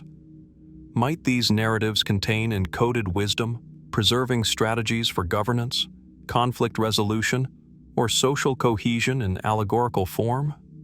Even the gods' relationships with mortality reveal a sophisticated conceptual framework. They exhibit concern for human suffering, intervene in lives with discernible intent, and sometimes mourn or rejoice over human action. The interplay between divine and mortal emotion is both intimate and instructive, emphasizing a reciprocal universe where humans and gods are intertwined in moral and existential negotiation. Could this narrative choice reflect an early philosophical inquiry into the nature of empathy, justice, and consequence? Physical remnants of this understanding, tablets, inscriptions, and temple carvings, reinforce the emotional complexity of the Sumerian pantheon. Scenes of ritual offerings, prayers, and divine iconography suggest that worship was often relational, acknowledging the moods and preferences of gods whose temperaments were perceived as fluid and responsive. The detailed recording of divine emotion indicates not only reverence but also a sophisticated appreciation for the nuances of behavior and consequence. Yet, despite centuries of scholarship, the reasons behind this anthropomorphic portrayal remain elusive. Why did the Sumerians conceive their gods in such relatable terms, with passions and vulnerabilities that echo human experience? Was it a tool for understanding the universe, a method for guiding society, or something more enigmatic, an indication that they perceived a fundamental continuity between human consciousness and the forces they worshipped? And if these divine emotions encoded lessons or knowledge, what might have been lost when libraries decayed, tablets were destroyed, and oral traditions vanished beneath the sands of time? Walking among the remains of Eridu, and Nippur today, it is possible to sense the echoes of these gods, not as abstract, distant entities, but as beings whose emotions once shaped civilizations. Their passions, fears, and desires resonate across millennia, challenging modern observers to consider the intricate relationship between human cognition, cultural development, and the divine imagination. The gods' human-like emotions persist as an enigma, reminding us that the Sumerians' understanding of divinity was not distant or impersonal, but deeply intertwined with the complexities, contradictions, and subtleties of life itself. And so, the question endures: why did the Sumerians envision their gods with such familiar passions, and what might this reveal about the society, psychology, or wisdom they sought to preserve? Could the emotional depth of these divine figures offer clues to lost knowledge, hidden philosophies, or ancient insights into human nature itself? As the wind sweeps over the ancient plains, whispering through broken walls and crumbling ziggurats, the human-like emotions of Sumerian gods linger, inviting reflection on a mystery that is at once intimate, profound, and unresolved. Beneath the scorched plains and meandering rivers of ancient Mesopotamia lies a realm that few mortals ever glimpsed, yet one that was vividly imagined in the minds of the Sumerians, the underworld. Described as a shadowed, silent domain, the land of the dead was ruled by the goddess Ereshkigal, a figure both feared and respected. It is into this ominous twilight world that Inanna, the formidable goddess of love, war, and fertility, undertook her perilous descent, a journey chronicled in one of the oldest and most enigmatic myths preserved on clay tablets. The story begins not with violence or chaos, but with deliberate purpose, a sovereign deity venturing into a realm from which no one returns easily. The descent of Inanna is meticulously detailed in Sumerian texts, her passage marked by 7 gates, each guarded by a gatekeeper demanding the removal of a piece of her adornment, her crown, necklace, and garments, stripping her of rank, status, and identity. This symbolic progression has fascinated scholars for generations. What does it mean that a goddess, herself endowed with immense power and divine authority, must surrender these symbols to enter the netherworld? Are these gates metaphors for trials of the soul, thresholds between life and death, or perhaps lessons in humility and transformation? The tablets leave room for both interpretation and speculation, blending observable ritual with a narrative whose full significance remains elusive. Inanna's underworld is portrayed as a place of stark contrasts. Light and vitality are absent, replaced by a pervasive stillness that amplifies the dread of mortality. Ereshkigal's realm is governed by rules that are rigid and inescapable, a mirror of the inevitable finality of death for all beings, mortal or divine. Yet the myth complicates this stark vision. Inanna, despite her vulnerability and apparent defeat, she is bound and placed on a throne in the underworld, does not succumb permanently. Through intervention, cunning, or perhaps divine necessity, she is restored to life, emerging transformed. This oscillation between powerlessness and resurgence resonates deeply, suggesting the myth carries lessons not only about mortality, but about cycles of renewal, the duality of existence, and the profound resilience of life itself. Archaeological evidence hints at ritual practices inspired by this story.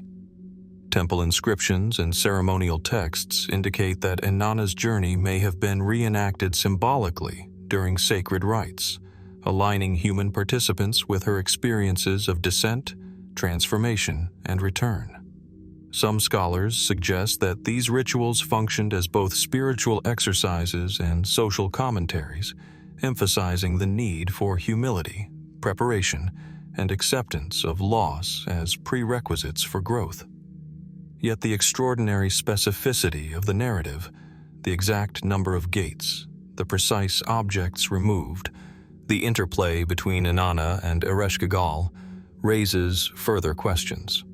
Were these details purely symbolic, or did they encode knowledge of cosmic order, psychological insight, or even proto-ritual techniques designed to navigate liminal states? The myth also highlights the interplay of human-like emotion and divine consequence. Inanna's courage, determination, and audacity are pitted against Ereshkigal's authority, jealousy, and sorrow. Their confrontation is more than a simple struggle for power.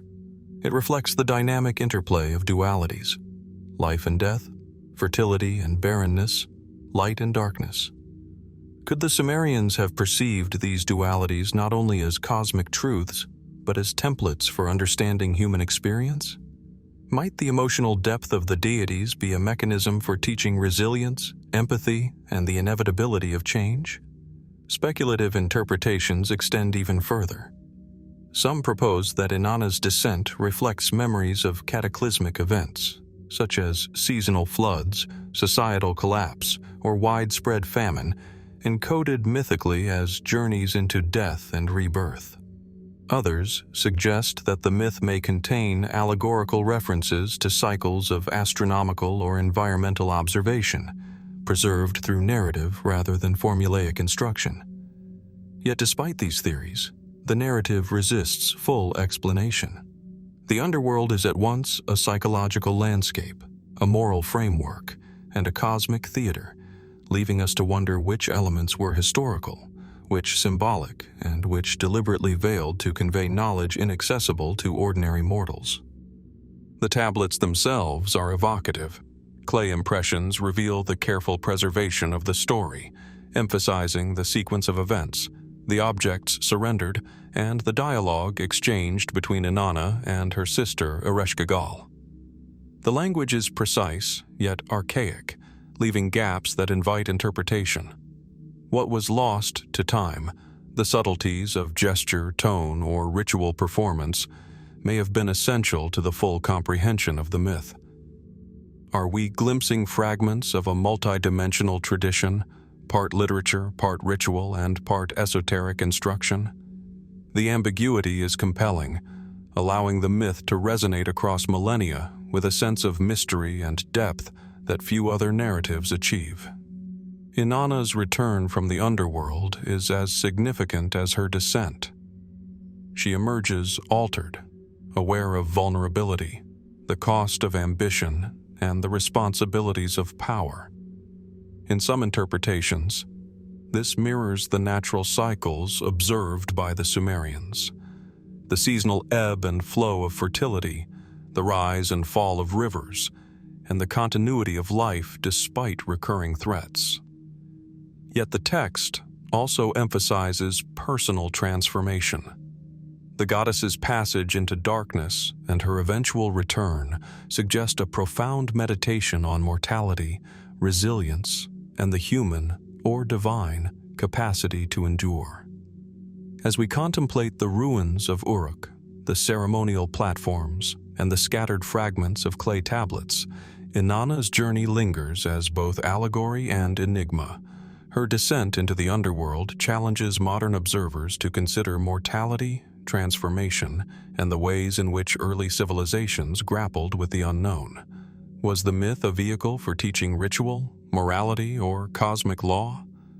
Or did it serve a deeper purpose, encoding lost knowledge, psychological insight, or even practical instruction in survival and leadership? And so, the story of Inanna's underworld descent remains unresolved. The gates, the sacrifices, the confrontation with Ereshkigal, they continue to evoke wonder, inviting us to ponder the intentions of the Sumerians and the depths of understanding they encoded in myth. What else might be hidden in these ancient narratives, waiting for those who can read between the lines of history, ritual, and imagination? The underworld waits, silent and eternal, as it did for Inanna, leaving us to reflect on what mysteries lie beneath the surface of human civilization, and what still eludes discovery. Amid the windswept plains of southern Mesopotamia, where the Tigris and Euphrates once nourished the earliest cities, stone and clay relics hint at a world both familiar and extraordinary. Among the ruins of Uruk, Lagash, and Nippur, archaeologists have unearthed depictions of beings that defy easy categorization, figures with human torsos and the heads, limbs, or features of animals. Lions with human faces, bird-headed deities, and hybrid creatures of unclassifiable design appear repeatedly in cylinder seals, bas-reliefs, and votive sculptures. These animal-human hybrids seem at once symbolic and visceral, conveying meanings that remain tantalizingly out of reach. They invite questions about the Sumerians' imagination, their beliefs, and their perception of the natural and supernatural worlds. The hybridity of these figures is striking in its consistency and sophistication. Lions, often symbols of strength, courage, and kingship, are fused with human forms to convey divine authority and ferocity simultaneously. Bird-headed beings suggest transcendence, the ability to traverse earthly and celestial realms. Some hybrids appear in ritual contexts, guarding temples or sacred precincts, while others participate in mythological narratives, interacting with gods and humans alike. Why did the Sumerians create these combinations, blending human intellect with animal instinct? Were they allegorical, ritualistic, or perhaps a means of encoding knowledge about the world in ways now lost to us? Sumerian texts provide tantalizing hints, though rarely clear explanations. The mythological and religious literature describes entities such as the Lamassu and Apkallu, beings imbued with protective powers and sacred wisdom. These hybrids were not merely decorative. They were functional in the spiritual landscape. They served as intermediaries between humans and gods, embodiments of divine traits, and guardians of sacred spaces. Could these representations reflect a broader worldview in which boundaries between species were conceptual rather than absolute, where the qualities of animals could be harnessed symbolically to amplify human or divine power? The iconography also suggests a deep understanding of symbolism and psychology. Lions represented might, bulls conveyed virility and endurance, and serpents embodied mystery and transformation. By merging these attributes with human intelligence and agency, the Sumerians may have created a lexicon of visual metaphors, communicating complex ideas about morality, leadership, and cosmic order. Yet the precision and consistency of these depictions raise further questions. Were these hybrids purely symbolic, or did they reflect lived beliefs about actual creatures, real or imagined, that inhabited the edges of human perception? Speculative interpretations venture even further. Some researchers propose that these animal-human hybrids hint at advanced understanding of biology, genetics, or psychology, preserved in allegorical form. Others suggest that they represent archetypes of human aspiration, projecting human consciousness onto the natural world to explore qualities that civilization sought to cultivate: courage, vigilance, wisdom, and resilience. Perhaps the Sumerians perceived a continuum between human and animal, a universe in which intellect and instinct, mortality and divinity could coexist in singular forms. The hybrids also serve as narrative devices within Sumerian mythology. In the Epic of Gilgamesh and other texts, similar figures appear as messengers, protectors, or challengers to heroes, embodying both danger and guidance. Their presence complicates the storylines, introducing moral and practical dilemmas that test human protagonists. Could these figures have functioned as mnemonic devices, aiding memory and comprehension in an oral and literate culture alike? Or were they intended to provoke reflection, forcing humans to confront the multiplicity of traits, both animal and human, that shape their own existence? Physical evidence underscores the care with which these hybrids were conceived. Cylinder seals, often only a few centimeters in height, display extraordinary attention to detail. Every feather, claw, and expression is rendered with precision, suggesting not only artistic skill, but a conceptual sophistication in how humans and animals were imagined in relation to one another. Did the Sumerians see these creatures as embodiments of divine principles, philosophical ideas, or practical wisdom encoded in symbolic form? Furthermore, the hybridity motif appears across millennia and cultures, raising intriguing possibilities about cultural transmission, influence, and the persistence of archetypes. Comparisons with later Assyrian, Babylonian, and even Egyptian hybrid figures suggest that the Sumerians may have been among the first to formalize these concepts in visual and mythological language. Yet the original impetus, the cognitive, spiritual, or environmental factors that inspired these unique forms, remains elusive. What experiences or observations led the Sumerians to envision beings that were neither fully human nor entirely animal, but something in between, imbued with power and purpose? The symbolic depth of these hybrids extends to their implied function in society. They could represent ideals to emulate, warnings to heed, or cosmic principles to respect. By embodying qualities both feared and admired, they communicate lessons in morality, strength, vigilance, and harmony with the world.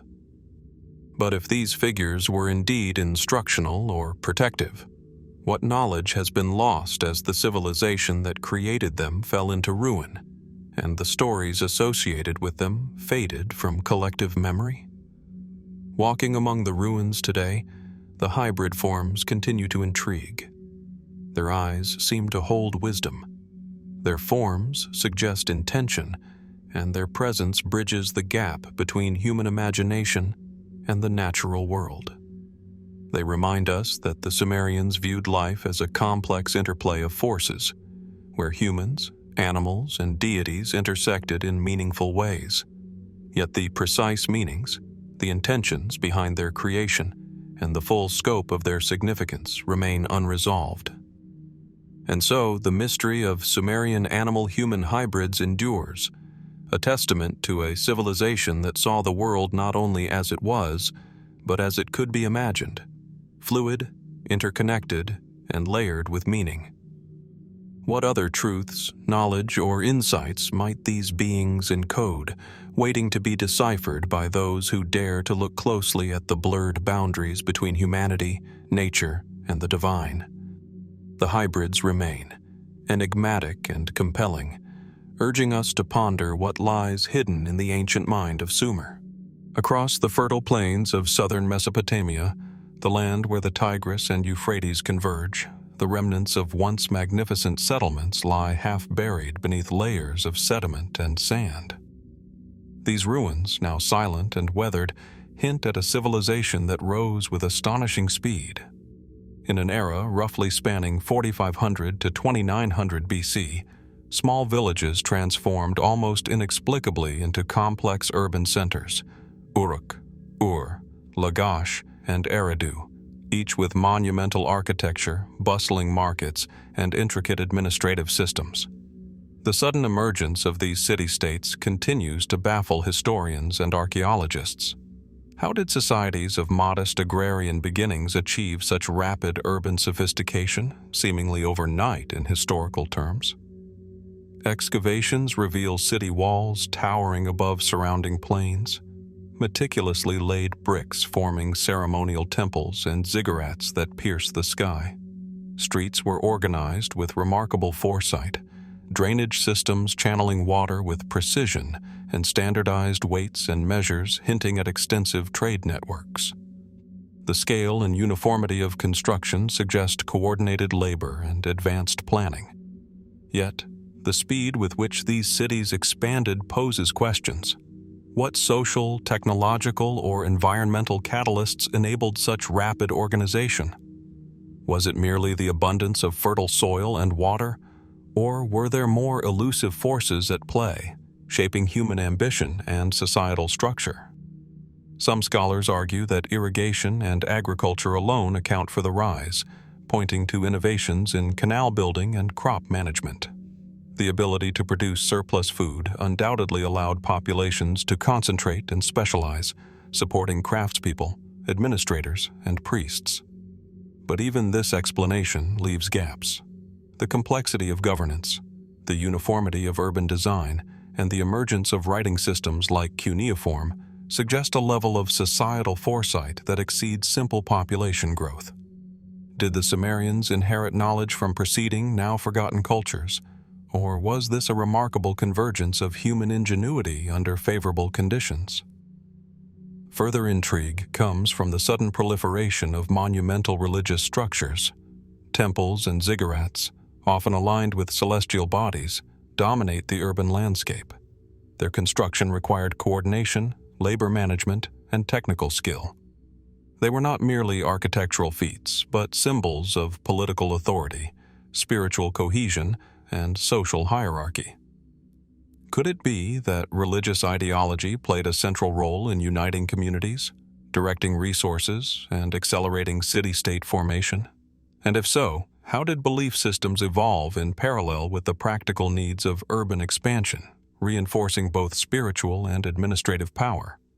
Trade networks offer another layer of mystery.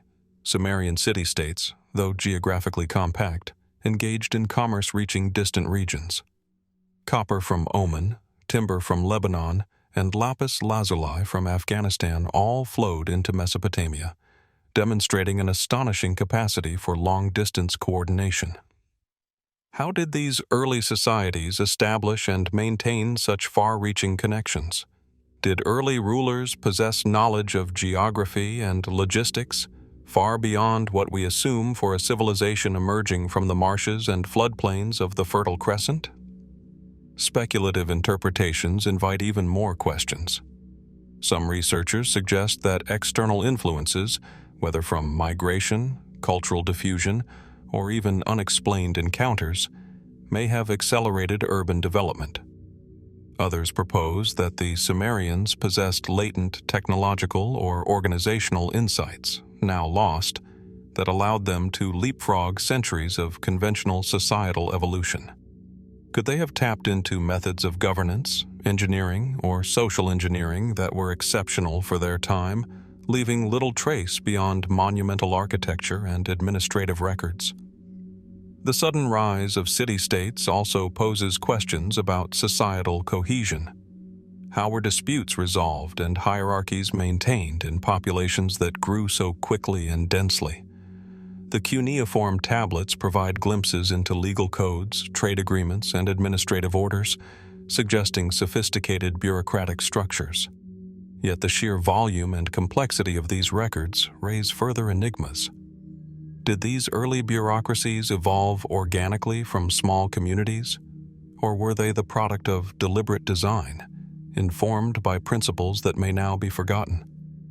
Archaeological evidence hints at both competition and cooperation among city-states.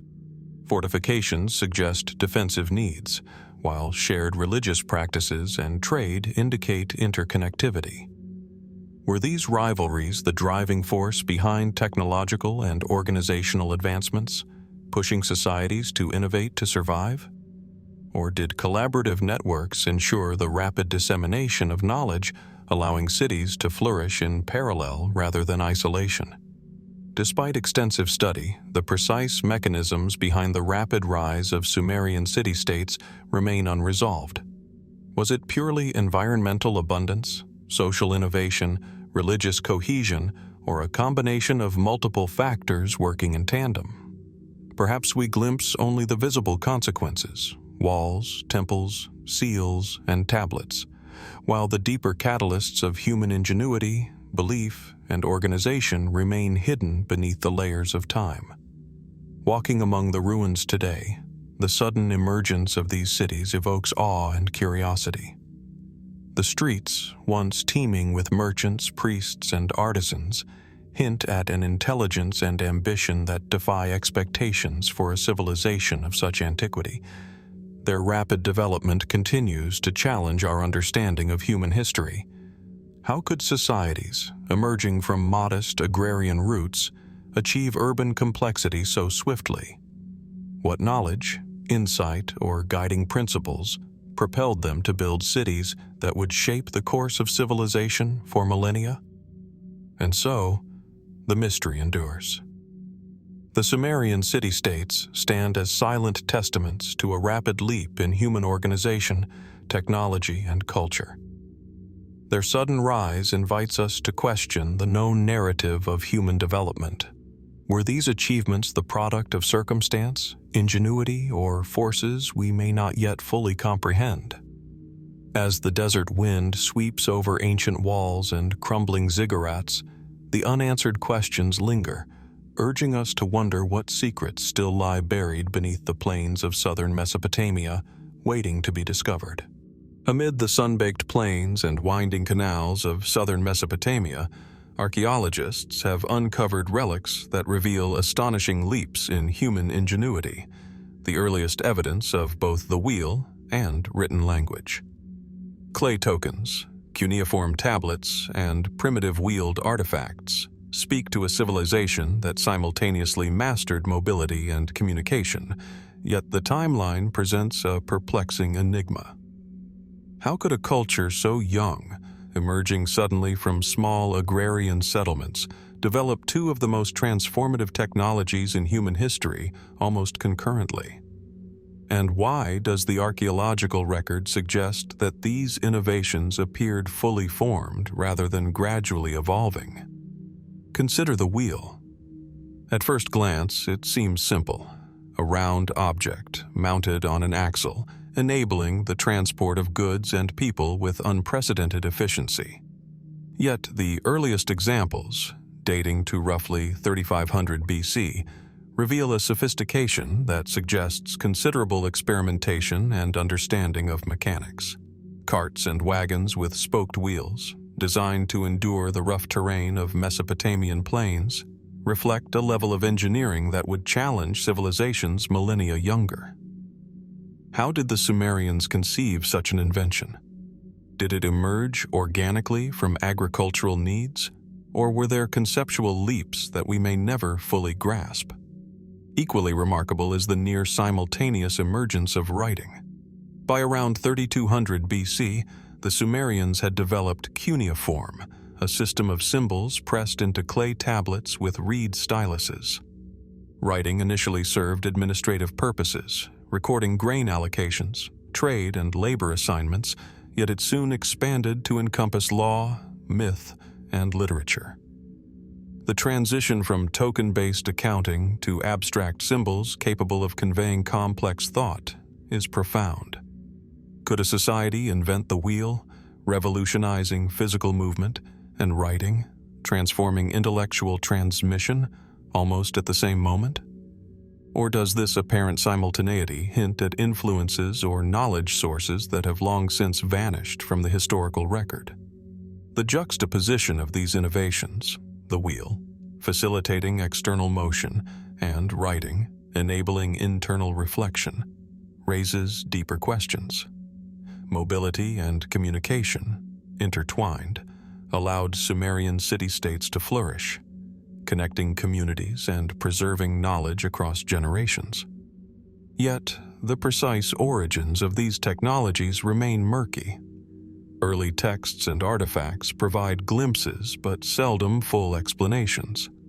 Did these advancements emerge from necessity, from the pressures of rapidly growing urban centers?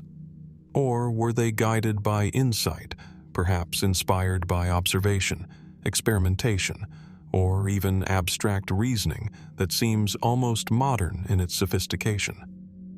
Speculation invites even more intriguing possibilities. Some researchers suggest that early Sumerians may have had access to knowledge passed down from earlier, now lost cultures, a repository of practical wisdom that enabled rapid technological leaps. Others propose that their inventive breakthroughs were the product of an exceptional convergence: fertile land, abundant resources, and complex social structures creating the perfect environment for accelerated innovation. And yet, the parallels between the near-simultaneous development of the wheel and writing remain mysterious. Could there be a deeper connection between these tools of movement and memory, one that hints at a worldview in which physical and intellectual progress were inseparable?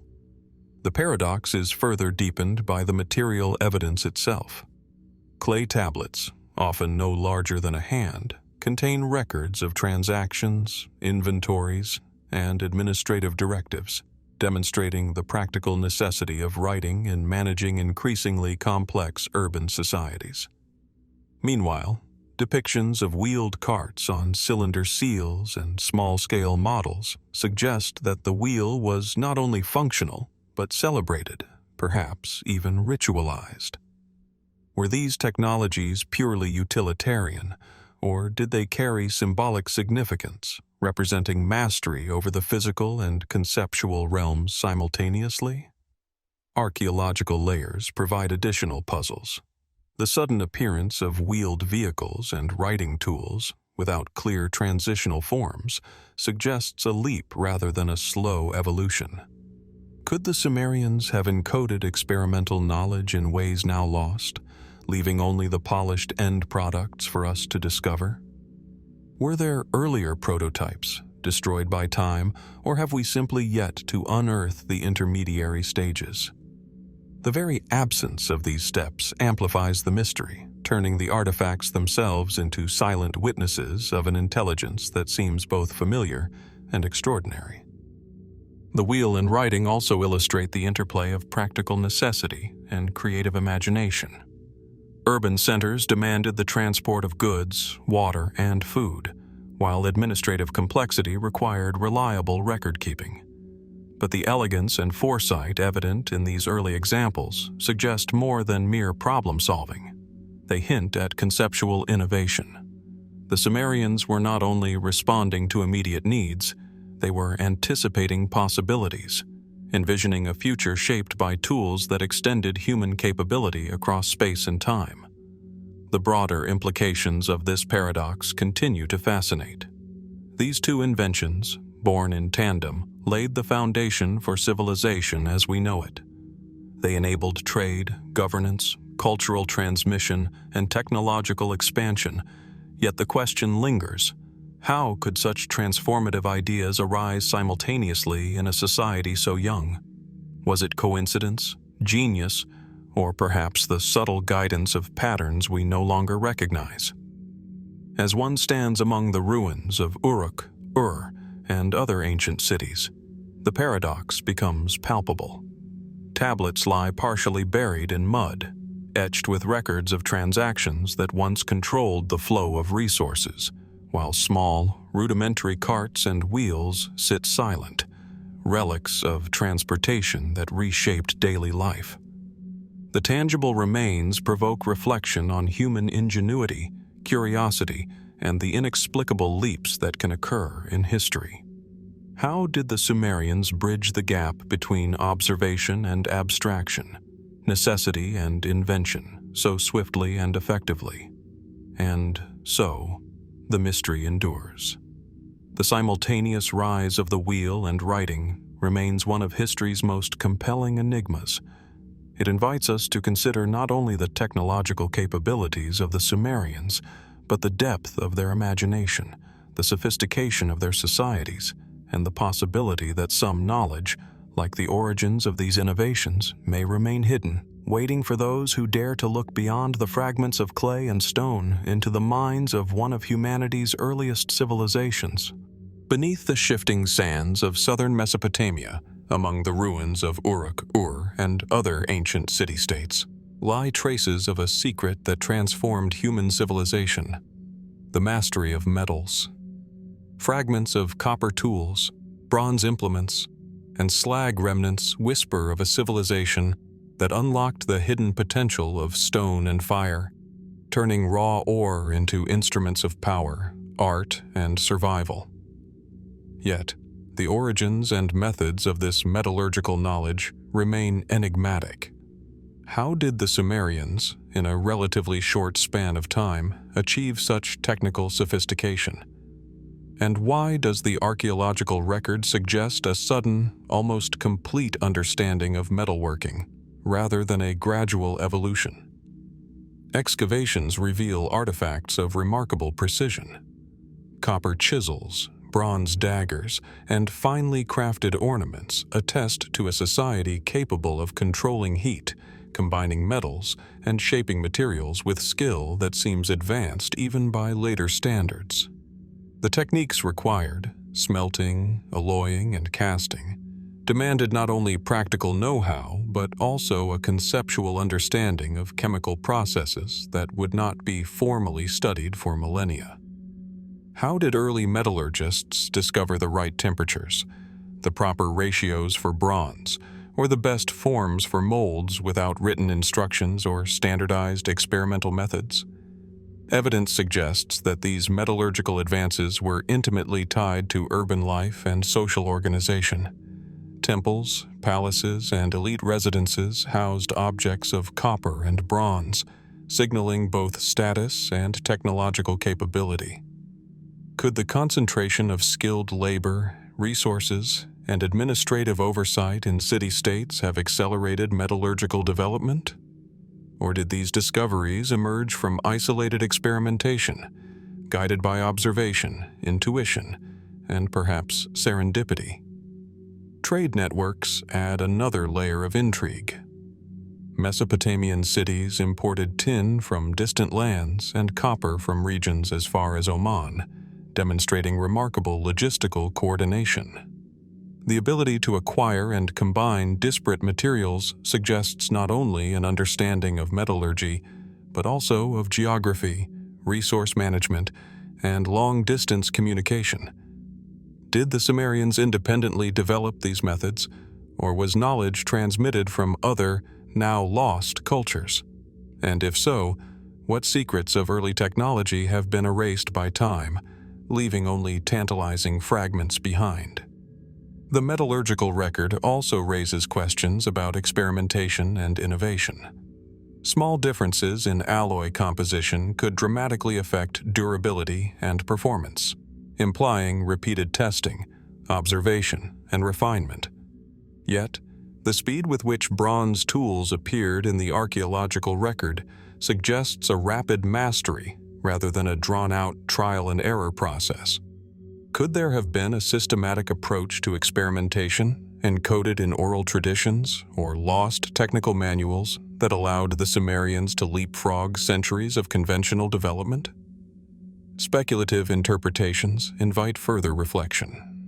Some researchers propose that Sumerian metallurgists may have been guided by practical rituals or symbolic practices that encoded technical knowledge. Others suggest that these early artisans were operating at the intersection of art, religion, and technology, where metallurgy was not merely functional but also symbolic, transforming raw ore into objects imbued with cultural, spiritual, and political significance. Did these dual purposes, practical and ceremonial, drive rapid innovation and careful refinement of techniques? The interplay between material mastery and societal need is particularly striking. Weapons, tools, and ceremonial objects all required precision, consistency, and durability. The capacity to produce metal objects reliably would have conferred immense advantages, both economic and political, on city-states that could harness this knowledge. Did metallurgical expertise help secure the sudden rise of urban centers, providing a technological foundation for administration, trade, and warfare? And if so, how much of this knowledge was tightly guarded, passed down through select workshops or priestly orders, and lost as civilizations fell? Archaeological evidence offers glimpses but few certainties. Furnaces, molds, and ingots hint at highly organized production systems, yet the specifics of process, methodology, and scale remain speculative. Did the Sumerians discover these processes through trial and error, intuition, or observation of natural phenomena? Or could there have been knowledge from earlier, forgotten cultures, an inheritance of wisdom now largely erased by millennia of change? The mystery of early metallurgy extends beyond practical considerations. By transforming ore into tools, weapons, and ornaments, the Sumerians altered the very trajectory of civilization. They harnessed elements of the earth in ways that shaped social hierarchies, warfare, and trade. Yet the origins of these capabilities remain elusive.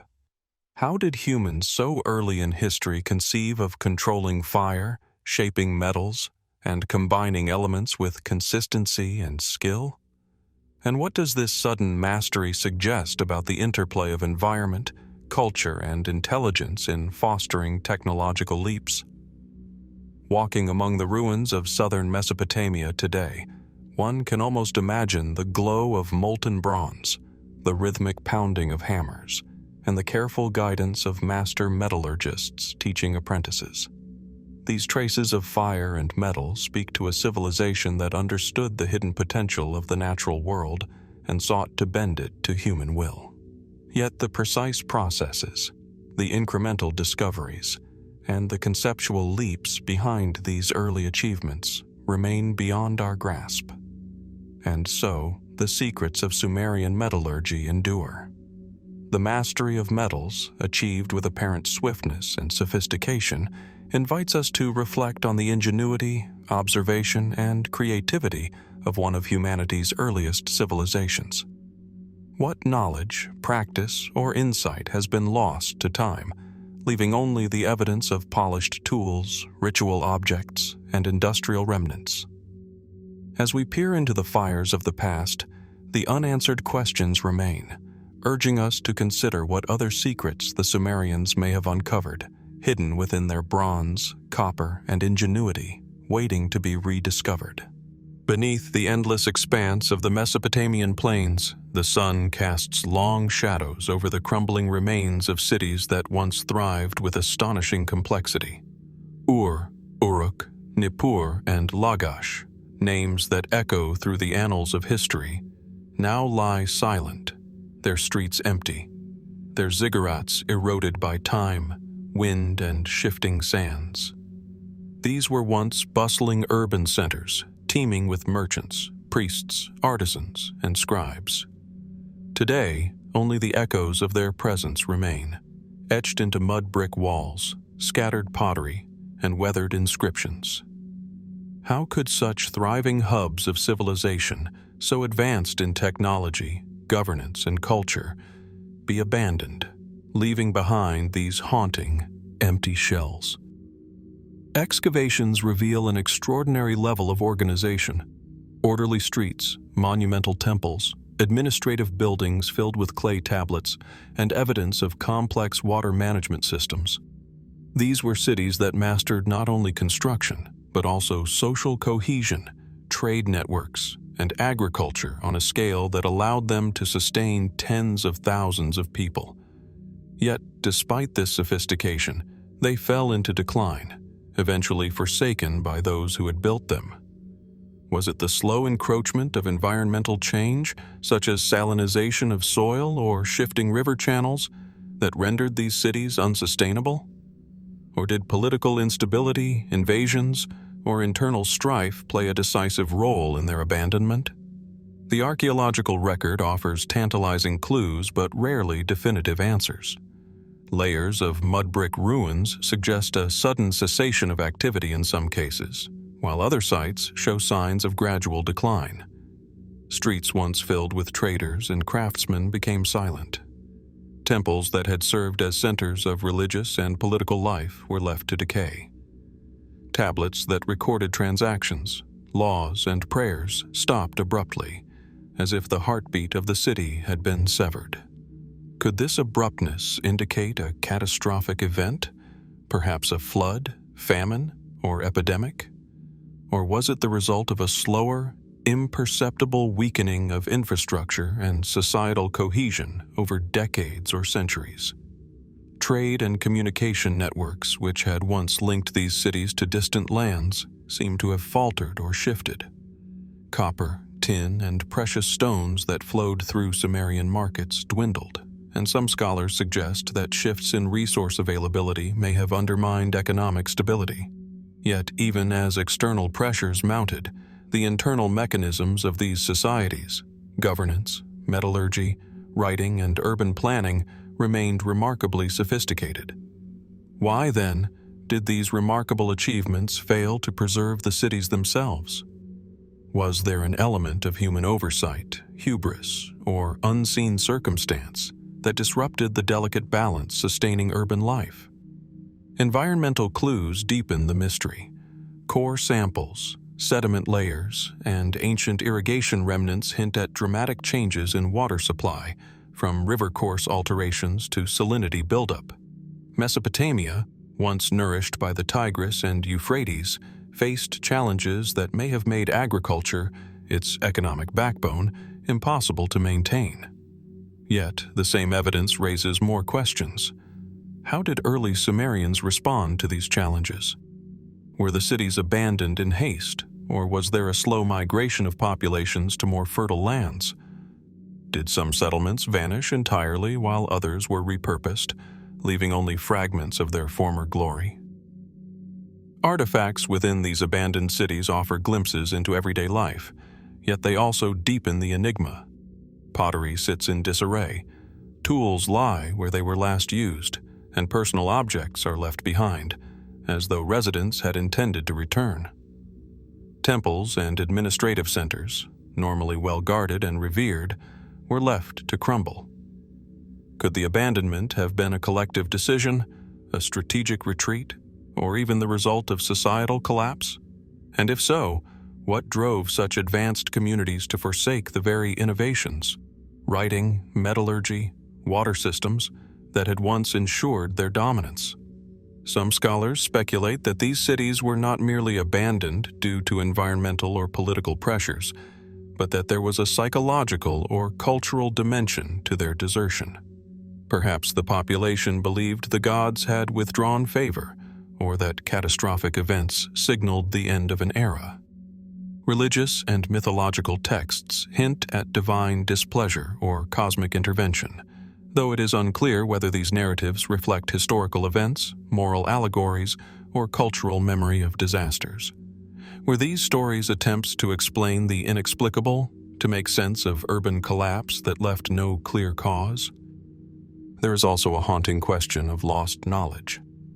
With the abandonment of these urban centers, much of the accumulated technological, administrative, and cultural wisdom may have vanished. Tablets, inscriptions, and artifacts preserve fragments, but the comprehensive systems of law, engineering, and literature that once existed in these cities are irretrievably fragmented. Did some of this knowledge survive in other regions, influencing subsequent civilizations? Or was a significant portion lost forever, buried beneath centuries of sand and neglect? Walking through the ruins today, one can sense both the grandeur and fragility of human achievement.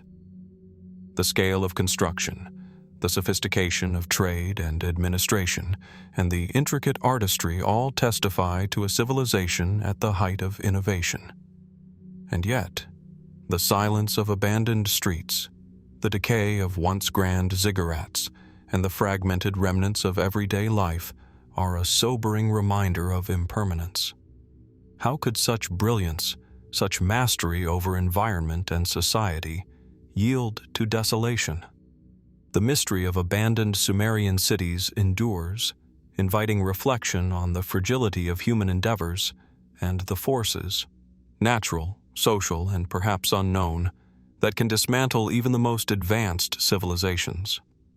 What circumstances, hidden to us now, compelled these communities to forsake their homes, leaving behind the remnants of a world that once pulsed with energy, commerce, and creativity?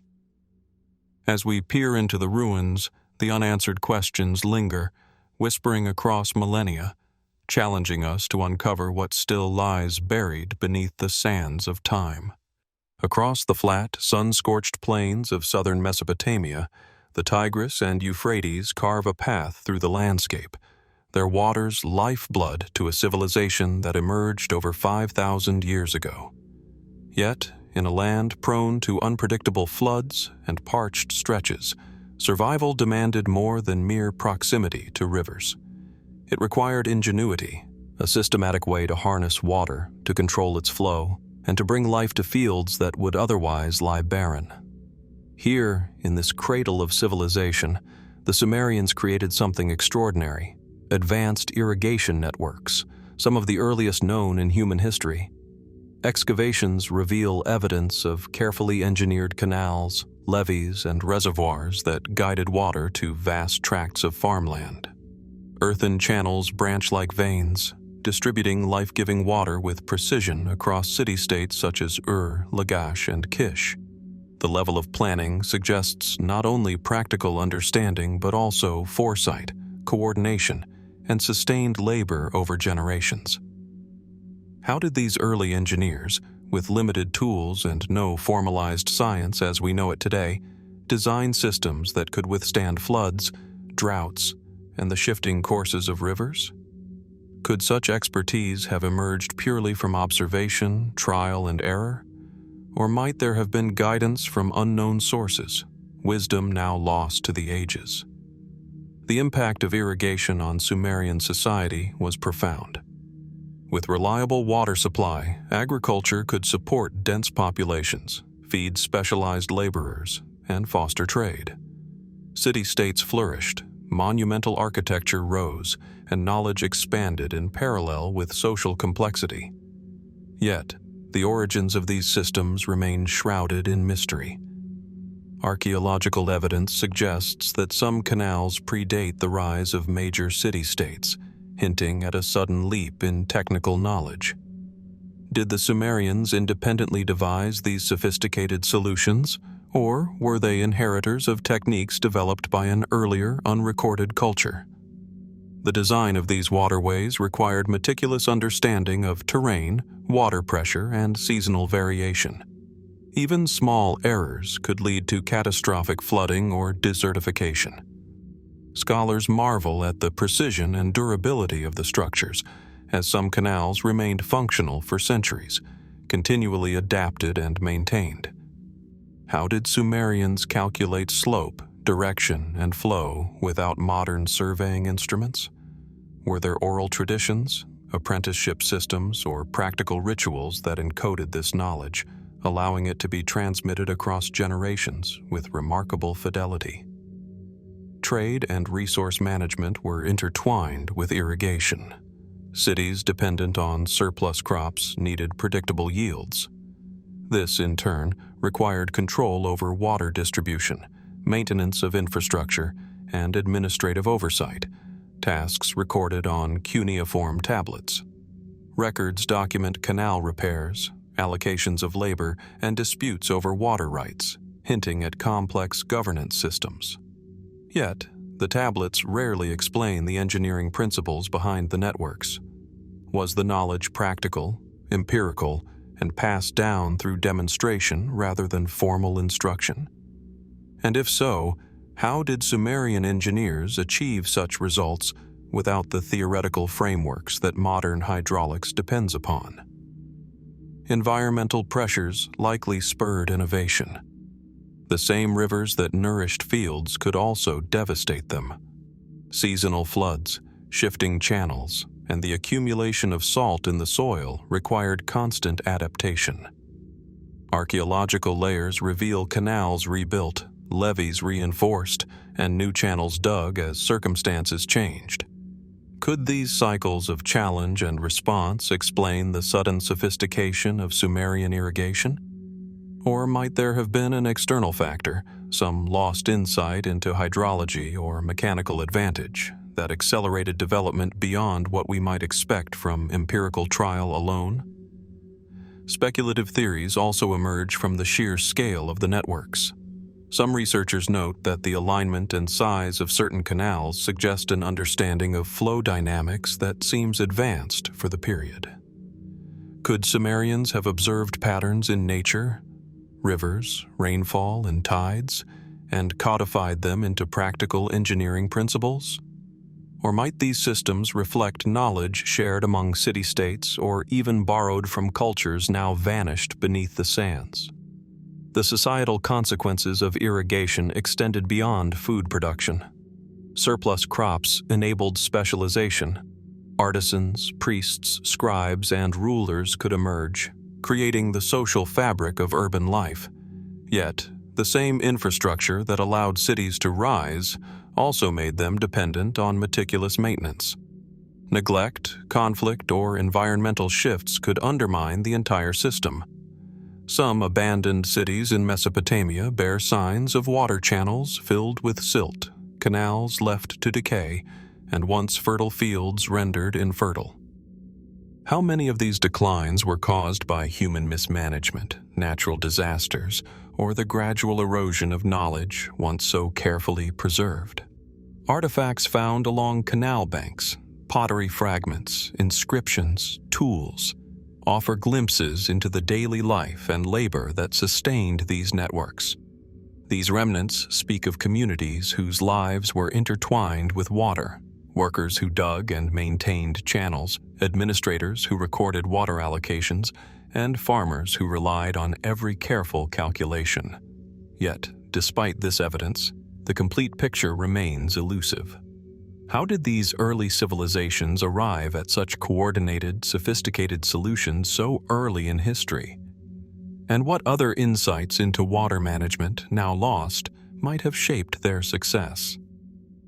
Walking along the vestiges of Sumerian canals today, one can almost hear the flow of water echoing across millennia, see the labor of countless hands shaping Earth to serve human need, and sense the ingenuity required to transform a capricious environment into a thriving civilization. These irrigation networks were not merely technical achievements, they were lifelines, social frameworks, and silent witnesses to human innovation. And yet, the origins of this knowledge, the methods by which it spread, and the minds behind it remain cloaked in mystery. As we reflect on the ingenuity of these ancient engineers, the unanswered questions linger. How did the Sumerians unlock such profound understanding of hydrology and landscape without the tools or theory we take for granted today? And what other secrets of early technology, hidden in the sediment and soil, might still be waiting for discovery beneath the Mesopotamian plains? The sun dips low over the ancient plains of Mesopotamia, casting long shadows across fields once irrigated with painstaking precision. Once thriving city-states now lie in quiet desolation, their streets empty, ziggurats crumbling, and temples silent. The air seems to carry the memory of bustling markets, artisans at work, and priests invoking blessings over abundant crops. Yet, in a span of generations, or perhaps even decades, these sophisticated urban centers, masterpieces of human ingenuity, were abandoned. How could a civilization so advanced, so intricately organized, succumb to decline so suddenly? Archaeological evidence paints a picture both vivid and perplexing. Uruk, one of the earliest great cities, shows signs of rapid abandonment. Homes left half-finished, workshops scattered with tools, and warehouses filled with unused pottery. In some cases, canals silted up, fields became infertile, and once mighty fortifications fell into disrepair. These signs suggest more than mere gradual decline. They hint at abrupt disruption. Was it a natural disaster, a flood that overwhelmed the carefully engineered irrigation systems, or prolonged drought that drained rivers and reservoirs? Could seismic activity, shifting river courses, or soil salinization have rendered the land uninhabitable almost overnight? Yet, environmental explanations, while compelling, do not tell the whole story. Excavations reveal layers of destruction, sometimes consistent with warfare or internal conflict. City walls breached, tablets and archives toppled or destroyed, evidence of fire and sudden chaos in administrative centers. Could human strife, competition over resources, rebellion, or political collapse have compounded the pressures of nature? And if so, why did these once cohesive societies, capable of monumental construction and sophisticated trade, fail to adapt or resist? The paradox deepens when considering the technological and organizational prowess of the Sumerians. They had mastered irrigation, metallurgy, writing, and urban planning. Their cities supported tens of thousands of people, coordinated trade across vast distances, and maintained intricate bureaucracies. Such achievements suggest resilience. Yet the archaeological record shows many cities fell silent simultaneously, as if the very systems that had sustained them became fragile under unseen pressures. Was there a tipping point, a convergence of natural, social, and political forces that overwhelmed even the most advanced infrastructure? Trade patterns offer additional clues. Surplus crops and crafted goods flowed across Mesopotamia, linking city-states in networks of dependency. A disruption in one hub could ripple outward, weakening entire regions. Perhaps shifts in trade routes, loss of vital resources like tin or copper, or competition from neighboring civilizations contributed to the sudden unraveling. But even with such factors, the swiftness of the decline raises questions. How could societies that had survived centuries of environmental variability and human conflict collapse so thoroughly? Speculative interpretations add another layer of intrigue. Ancient texts hint at divine displeasure, omens, and cosmic intervention, suggesting that the Sumerians themselves sought explanations for calamities that seemed beyond human comprehension. Could these narratives contain fragments of historical memory, encoded in myth, hinting at events lost to archaeology? Or were they symbolic interpretations, reflecting societal anxiety in the face of change too rapid or catastrophic to understand? Evidence from abandoned cities complicates the picture further. Streets lie empty, yet homes retain personal objects, tools, and pottery, suggesting a sudden departure. Administrative buildings, meticulously maintained, were left to decay. Temples, symbols of political and spiritual authority, stand half-finished or deserted. Was this a coordinated evacuation, a strategic retreat in response to imminent threat? Or was it a more chaotic exodus, driven by fear, famine, or disease? Environmental studies deepen the mystery. Core samples, sediment layers, and isotopic analyses suggest periods of both flooding and aridity. The same rivers that had nourished crops could just as easily devastate them. Perhaps cycles of extreme drought followed by catastrophic floods overwhelmed the ingenuity of even the most capable engineers. Yet, the presence of advanced irrigation networks capable of regulating water over decades raises questions. Why did these systems fail at this moment in history? Was it a failure of technology, of social organization, or a combination of factors that proved impossible to overcome? The human dimension also cannot be ignored. Social complexity, specialization, and centralized administration created vulnerabilities. Reliance on coordinated labor for irrigation, trade, and governance meant that disruptions, whether from environmental, political, or economic shocks, could cascade rapidly. Once maintained systems fell into neglect. Agricultural production declined. Social cohesion weakened. Could the collapse have been inevitable, a structural vulnerability hidden beneath centuries of apparent stability? Walking through the ruins today, the contrast between past mastery and present silence is stark. Walls that once contained bustling markets, plazas, and temples now crumble under wind and sun.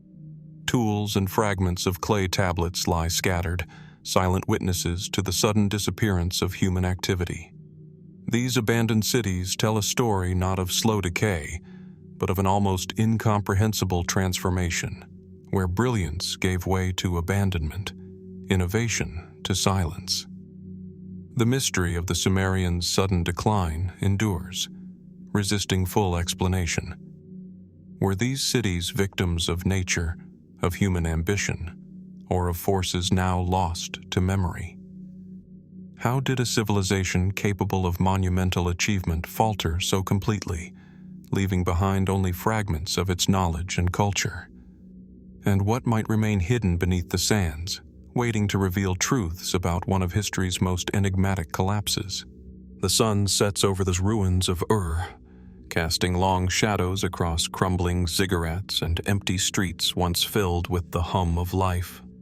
Amid the scattered clay tablets and weathered artifacts, there is a sense of echoes, stories whispered through time, tales of gods, kings, and humanity's fraught relationship with the divine. It is here, in the heart of ancient Sumer, that parallels begin to emerge between the myths of this civilization and narratives later preserved in the texts of the Bible. One cannot help but notice the striking similarities, a reflection of shared human concerns expressed in different cultures, or perhaps the remnants of knowledge passed down across millennia. The Sumerian epic of Gilgamesh, for instance, recounts a flood of unimaginable proportions, a deluge sent by the gods to cleanse the earth. The story of Utnapishtim, the survivor who preserves life in a great boat, bears an uncanny resemblance to the tale of Noah in the Hebrew scriptures. Archaeological layers in southern Mesopotamia reveal signs of ancient flooding, sediment deposits that hint at catastrophic inundations around 2900 BC. Could these geological events have inspired the Sumerian narrative, which later became adapted into other cultural contexts? Or is there a deeper, perhaps more mysterious connection, a shared memory of an event that shaped human consciousness across generations? The parallels extend beyond the flood.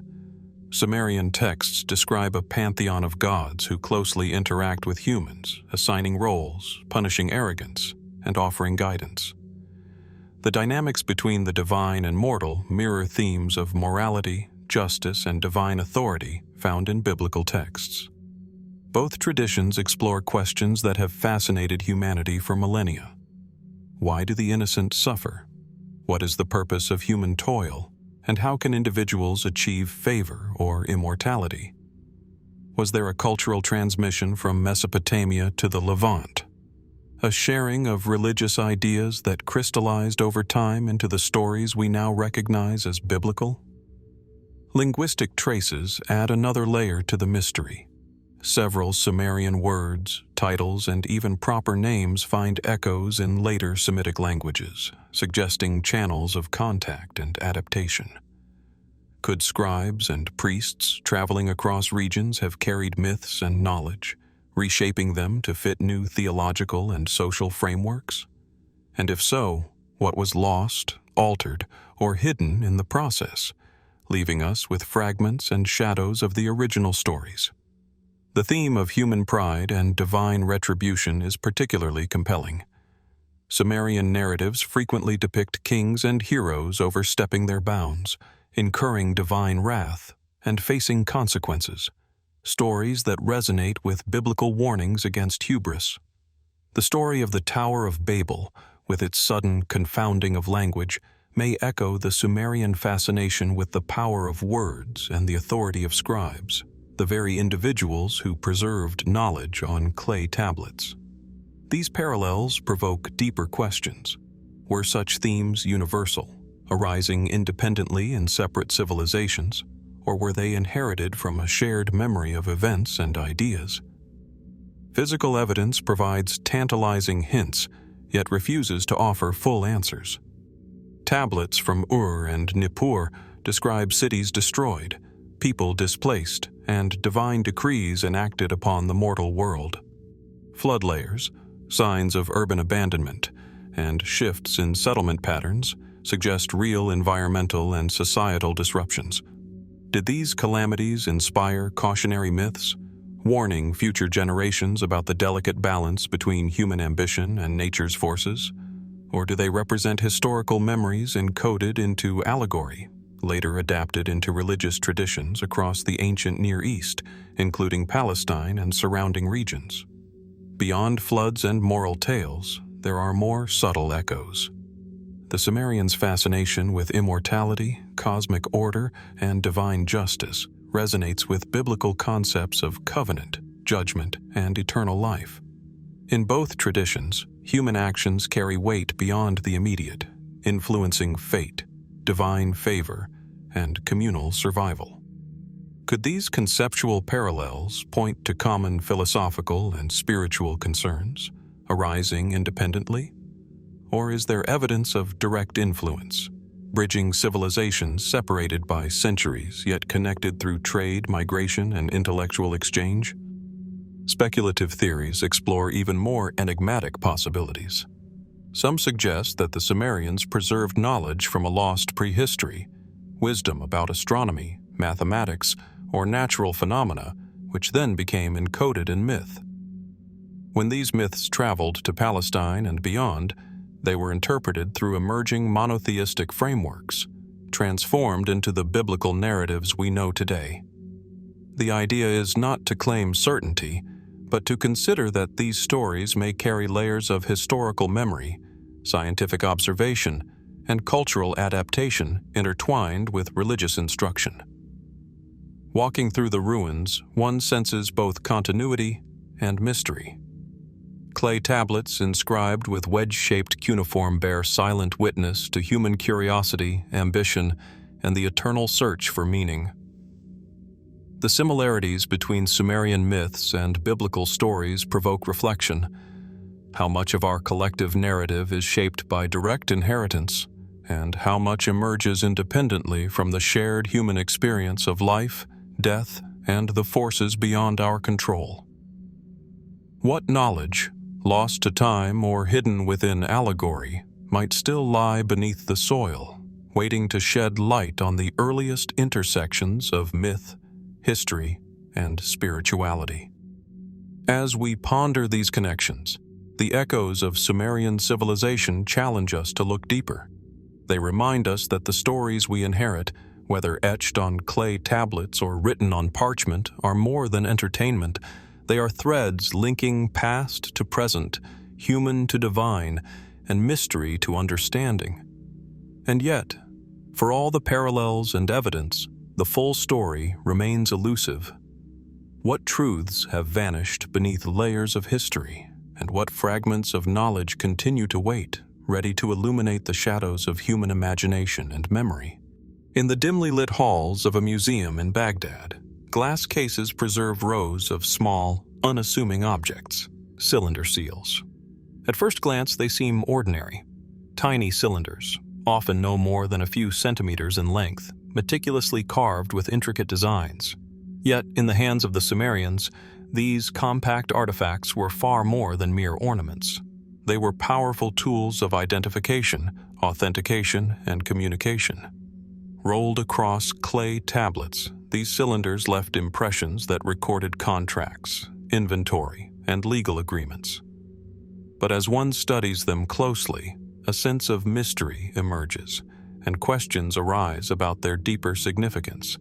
Crafted from stone, ivory, or metal, each seal is engraved with figures of humans, animals, deities, and geometric patterns. Some depict familiar scenes, a priest making offerings, a ruler enthroned, or a procession of worshippers. Others, however, are more enigmatic.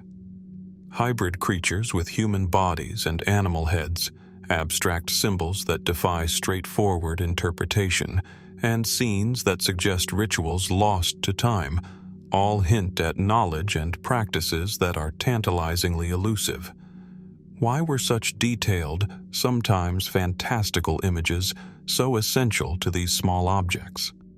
Were they simply administrative tools, or did they carry symbolic, even sacred power? Archaeological records show cylinder seals were ubiquitous, found in homes, temples, and administrative centers across Sumer. Their widespread use implies a society deeply invested in written and visual communication, yet their designs suggest a culture that also valued secrecy, hierarchy, and perhaps esoteric knowledge. Some seals appear in contexts that suggest they were owned by elite members of society, priests, rulers, or merchants, whose authority depended on both social recognition and divine sanction. Could the imagery engraved upon these cylinders have encoded religious beliefs, legal rights, or knowledge meant to be understood only by those initiated into certain cultural or spiritual circles? The craftsmanship alone invites wonder. Artisans carved figures with astonishing precision on surfaces smaller than a finger's width, ensuring that every impression would reproduce detailed scenes on clay. Some seals contain narrative sequences, almost like comic strips, unfolding a story as the cylinder rolls. These sequences often feature interactions between gods and humans, battles, and symbolic objects, yet the exact meaning of many remains undeciphered. Are these depictions literal representations of historical events, allegorical tales, or coded messages for ritual or administrative purposes? And if the latter, what knowledge or power did these objects convey to those who understood them? The mystery deepens when considering certain seals that seem to defy conventional interpretation. Figures are depicted performing actions or wearing attire that have no parallel in the archaeological record.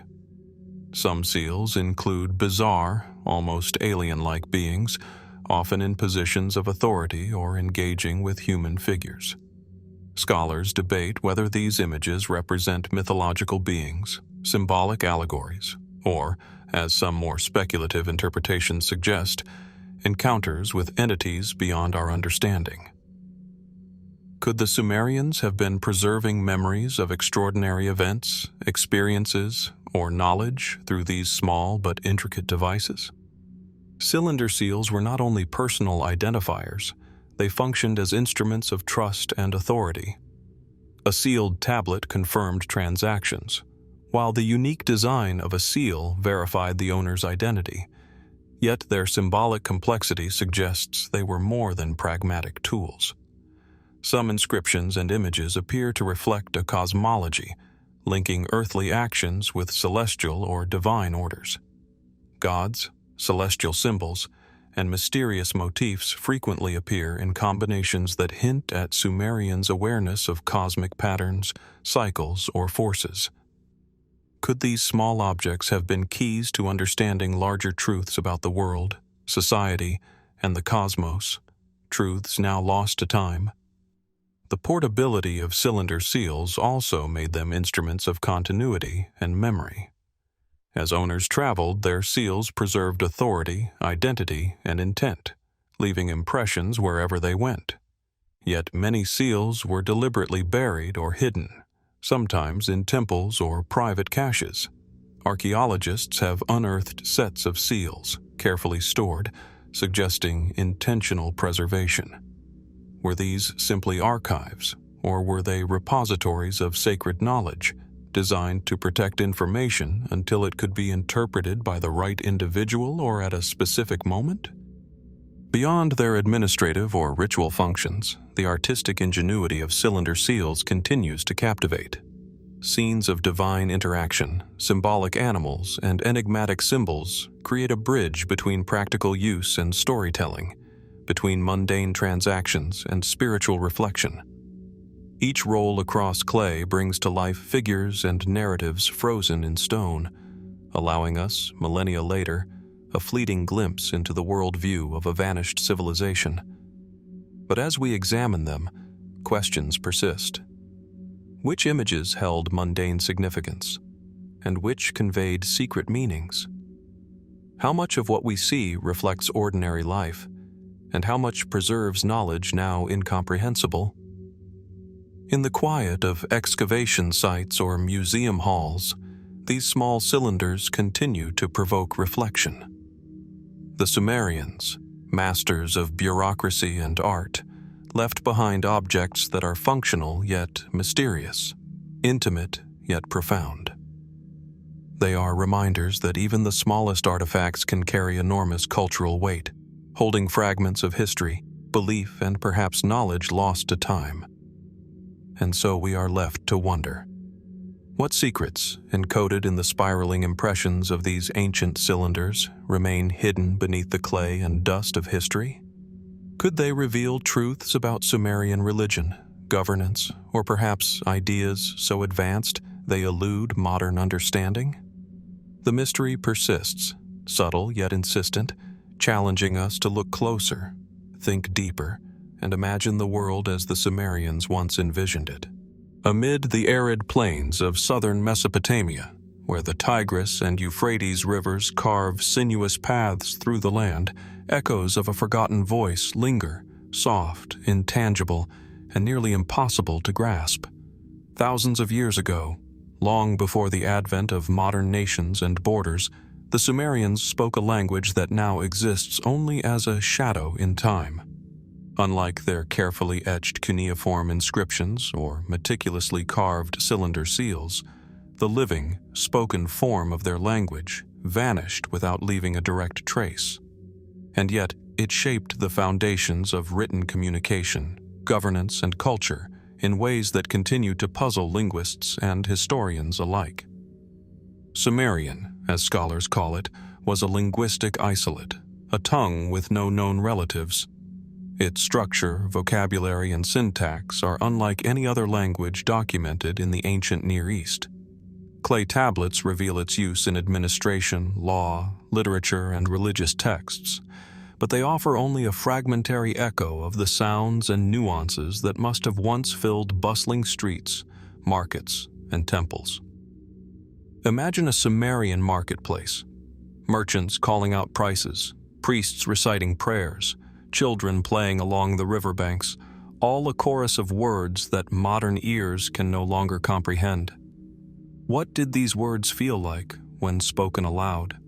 What rhythms, tones, and emphases conveyed meaning or emotion? The mystery deepens when considering the abruptness with which spoken Sumerian ceased to exist. By the late 3rd millennium BC, Akkadian, a Semitic language, had become dominant in Mesopotamia, yet cuneiform remained in use for centuries, preserving Sumerian in written form. Scholars refer to this as a dead spoken language, alive on tablets but silent in everyday life. Why did a language so integral to administration, culture, and ritual vanish from daily speech? Was it the result of conquest, cultural assimilation, or a gradual social shift? And if so, how did the people of Mesopotamia adapt to a linguistic transformation while maintaining continuity in literature, law, and religious practice?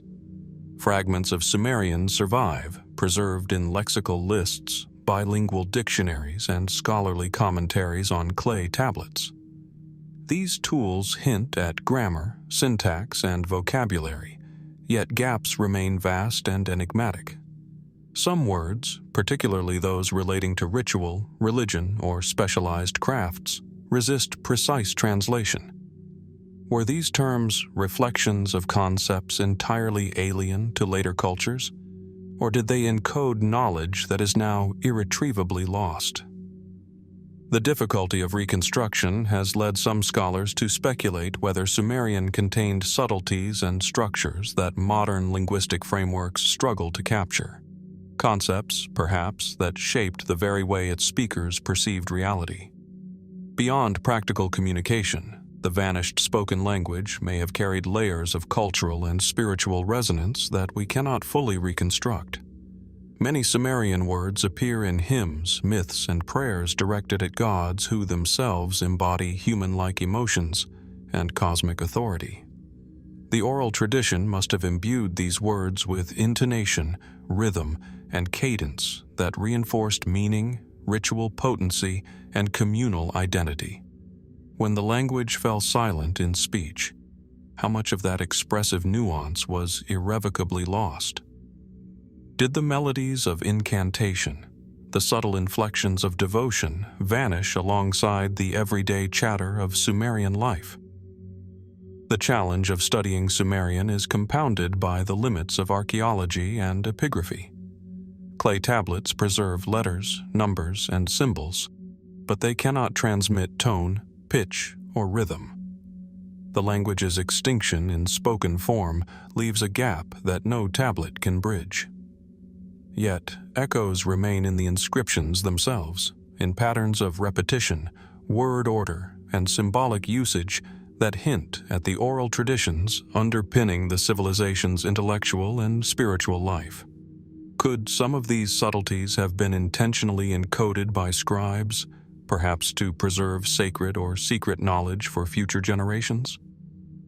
Adding to the intrigue, Sumerian words occasionally resurface in later cultures, embedded in Akkadian, Babylonian, and even Elamite texts.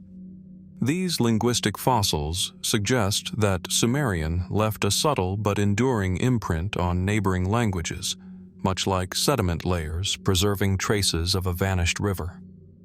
How much knowledge, myth, or ritual meaning was carried forward in this way? And what might have been lost entirely, its resonance muted by the passage of time? The vanished spoken language becomes, in a sense, a ghost, not just of words, but of lived experience, culture, and thought. Speculative theories abound, yet none can claim certainty. Some researchers propose that Sumerian, with its unique syntax and abstract expressions, may have encoded a worldview deeply intertwined with the natural and celestial order, perhaps influencing how the Sumerians recorded astronomical. Speculative theories abound, yet none can claim certainty.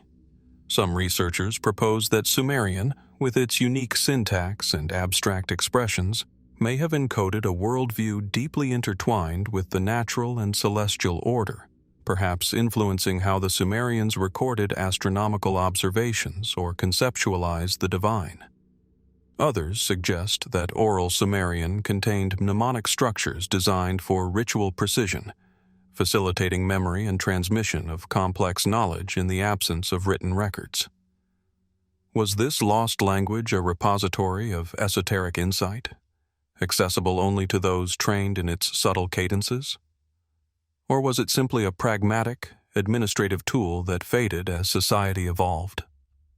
In modern times, attempts to reconstruct spoken Sumerian, through careful study of lexical lists, phonetic complements, and comparative linguistics, remain tentative at best. We can pronounce words, approximate syllables, and translate fragments, but the full soundscape, the living voice of a civilization, eludes us entirely. The language's disappearance reminds us that communication is more than ink on clay. It is sound, context, rhythm, and communal understanding. And when that voice vanishes, so too does a dimension of human history. As we gaze at the tablets, unrolling the impressions of cuneiform, one is compelled to listen for the echoes of speech long silenced. What did a Sumerian conversation feel like? How did the language shape thought, society, and culture in ways we cannot fully measure? And crucially, what wisdom, art, or understanding vanished when these words stopped being spoken? In the silence left behind, the mystery persists, inviting us to imagine, to speculate, and to acknowledge the profound limits of our knowledge. The voice may be gone, but its imprint continues to haunt the stones and clay of Mesopotamia, whispering questions that have no definitive answers. As the sun rises over the fertile plains of southern Mesopotamia, the ancient city-states of Sumer glimmer faintly in our imagination, their temples and ziggurats casting long shadows over the fields and canals below. Among the ruins, there is evidence not only of spiritual life and governance, but of a mind attuned to patterns, precision, and abstraction. A civilization that measured time, space, and quantities with astonishing sophistication. Here, in the heart of Sumer, arose a numerical system unlike any other in the ancient world. A system built on the number 60, a base 60, or sexagesimal approach that continues to shape our lives thousands of years later, from the 60-second minute to the 360-degree circle. The origins of this system remain enigmatic. Clay tablets, etched with meticulous cuneiform signs, reveal complex tables for multiplication, division, fractions, and even advanced geometry. Unlike the base 10 systems familiar to most of us, Sumerian mathematics allowed for extraordinarily flexible calculations, particularly suited to trade, astronomy, and administrative accounting. But why 60? Why did a culture in one of the earliest riverine civilizations select a number so large, divisible by so many factors, and so different from the counting systems of neighboring peoples? Some scholars suggest practical explanations. 60 divides evenly by 2, 3, 4, 5, and 6, making it ideal for measurements, fractions, and trade. Others wonder if astronomical observation influenced the choice, linking cycles of the moon, the sun, and the stars to numeric harmony. Imagine a Sumerian scribe in a dimly lit temple library, stylus in hand, pressing symbols into damp clay. Each mark represents more than a number. It embodies understanding, control, and a vision of the cosmos quantified. Tables chart reciprocal numbers, square roots, and Pythagorean triples centuries before Pythagoras himself would formalize such principles. Some tablets indicate calculations so precise that modern mathematicians marvel at the knowledge embedded within these fragile pieces of clay. How did they conceive such abstractions, centuries before Greek or Babylonian developments? Was it purely practical, born of trade, taxation and engineering? Or did these numbers encode a deeper understanding of celestial mechanics, of time and space, as if the Sumerians glimpsed a hidden order in the universe itself? The sexagesimal system also appears intimately connected to Sumerian astronomy. Observations of the heavens, tracking the movement of the moon, planets, and stars, required precise calculations. A base 60 system allowed for finer subdivisions, making it possible to chart celestial patterns and predict lunar cycles with impressive accuracy. Could it be that this numerical framework, born in mud and stylus, represents humanity's earliest attempt to reconcile earthly and cosmic order? And if so, how much knowledge has been lost through the millennia as tablets crumbled, cities fell, and scribes' precise instructions became unintelligible fragments? Even the Sumerians themselves may have understood their system as more than a tool. Numbers in Mesopotamia carried symbolic and ritual significance. 60 might have resonated with cosmological or theological meaning, connecting arithmetic to divine structure. The repetition of 60 in hours, minutes, and angles may not be arbitrary, but an echo of a worldview where mathematics, astronomy, and spirituality intertwined. The sexagesimal system, then, is not merely a method of calculation, it is a language, a symbolic architecture bridging human cognition with the rhythms of the cosmos. Yet, many questions remain. Why did the Sumerians develop such sophisticated arithmetic seemingly without a parallel elsewhere in the region at that time? How did knowledge of base 60 calculations disseminate among scribes, merchants, and astronomers? And what teaching methods allowed such precision to be consistently reproduced? Did the system emerge gradually, through trial and error over generations? Or was there a sudden leap in abstraction, a moment of insight now lost to history? And intriguingly, how might the vanished spoken language of the Sumerians, the rhythm, cadence, and terminology, have shaped their numerical concepts? Could nuances of pronunciation and oral tradition have reinforced memory, aiding the transmission of complex calculations before formal schooling existed? The tablets themselves offer tantalizing glimpses, but much remains speculative. Some cuneiform texts hint at calculations connected to land division, temple offerings, and construction projects, revealing that mathematics underpinned every facet of Sumerian civilization. Others suggest early geometric understanding, including knowledge of angles, triangles, and proportions applied to architecture and irrigation. And beyond the practical, could these numbers have encoded cosmological truths? Did the Sumerians glimpse patterns that modern science would rediscover millennia later in orbital mechanics, angular measurement, or harmonic relationships? There is also the paradox of preservation. While base 60 mathematics endured through Akkadian, Babylonian, and even Hellenistic cultures, much of Sumerian knowledge itself, myths, rituals, and linguistic richness, vanished. What remains is a testament to the intellect and ingenuity of a people long silent in spoken words, but resonant in symbols. These numbers, etched in clay, challenge our assumptions about the timeline of human discovery. They force us to consider that the Sumerians may have understood abstract principles far earlier than we had imagined, a civilization quietly shaping the foundations of our understanding of time, space, and numerical order. As we examine the surviving tablets, one cannot help but feel a sense of awe. The sexagesimal system endures, invisible yet pervasive, in our clocks, our compasses, and even our geometry. Yet the hands that first pressed those symbols into clay are long gone, the voices that spoke their names forever silenced. What other insights, other methods, and other patterns were once known to the Sumerians, but remain lost to us? And as we continue to explore their legacy, the question persists: how much more of human ingenuity lies hidden, waiting to be rediscovered in fragments of clay, in echoes of a civilization that mastered numbers before the dawn of written history?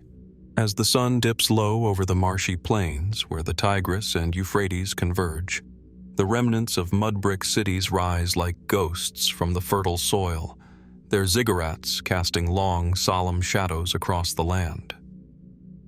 Among these ruins, the first scribes recorded not only numbers and astronomical observations, but also words that would endure across millennia, a phrase often translated as the black-headed people. Who were they? The Sumerians themselves used this term repeatedly in their inscriptions, a self-designation as evocative as it is enigmatic.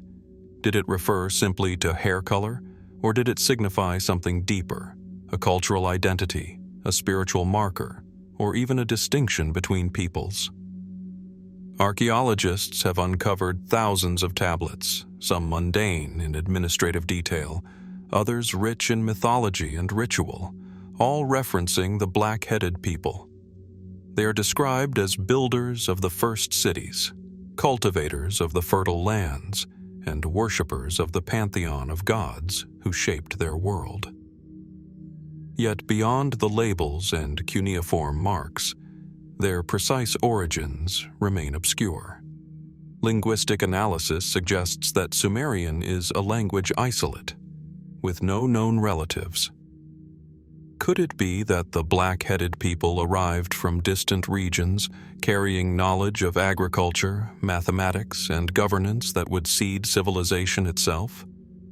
Or did they emerge organically from the peoples already dwelling in southern Mesopotamia, gradually consolidating culture and urban sophistication?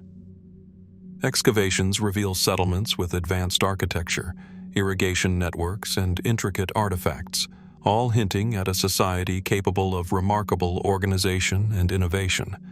Yet the human faces behind these achievements are largely lost to history. Skeletal remains, when preserved, offer clues about diet, health, and physical characteristics, but the term black-headed evokes a symbolic or cultural significance beyond mere biology. Was it a unifying identity for a people who saw themselves as chosen by the gods? Or was it a pragmatic label used by scribes to distinguish their own society from neighboring groups? The Sumerians themselves may have viewed identity in layers, intertwining physical, spiritual, and societal attributes. Texts describe kings as mediators between humans and gods, priests as keepers of sacred knowledge, and craftsmen as essential contributors to the city-state's prosperity. Yet all these roles are encompassed by the overarching designation of black-headed people.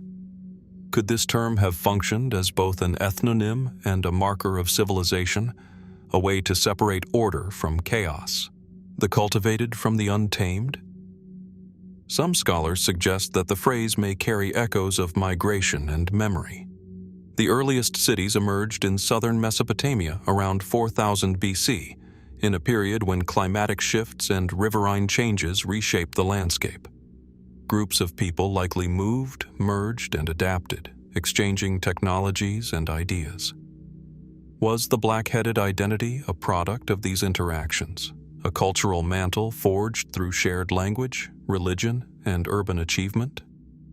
Or does it conceal something more enigmatic, a collective consciousness remembered through myth, ritual, and inscription? Interestingly, depictions on cylinder seals and votive statues offer additional, if subtle, clues.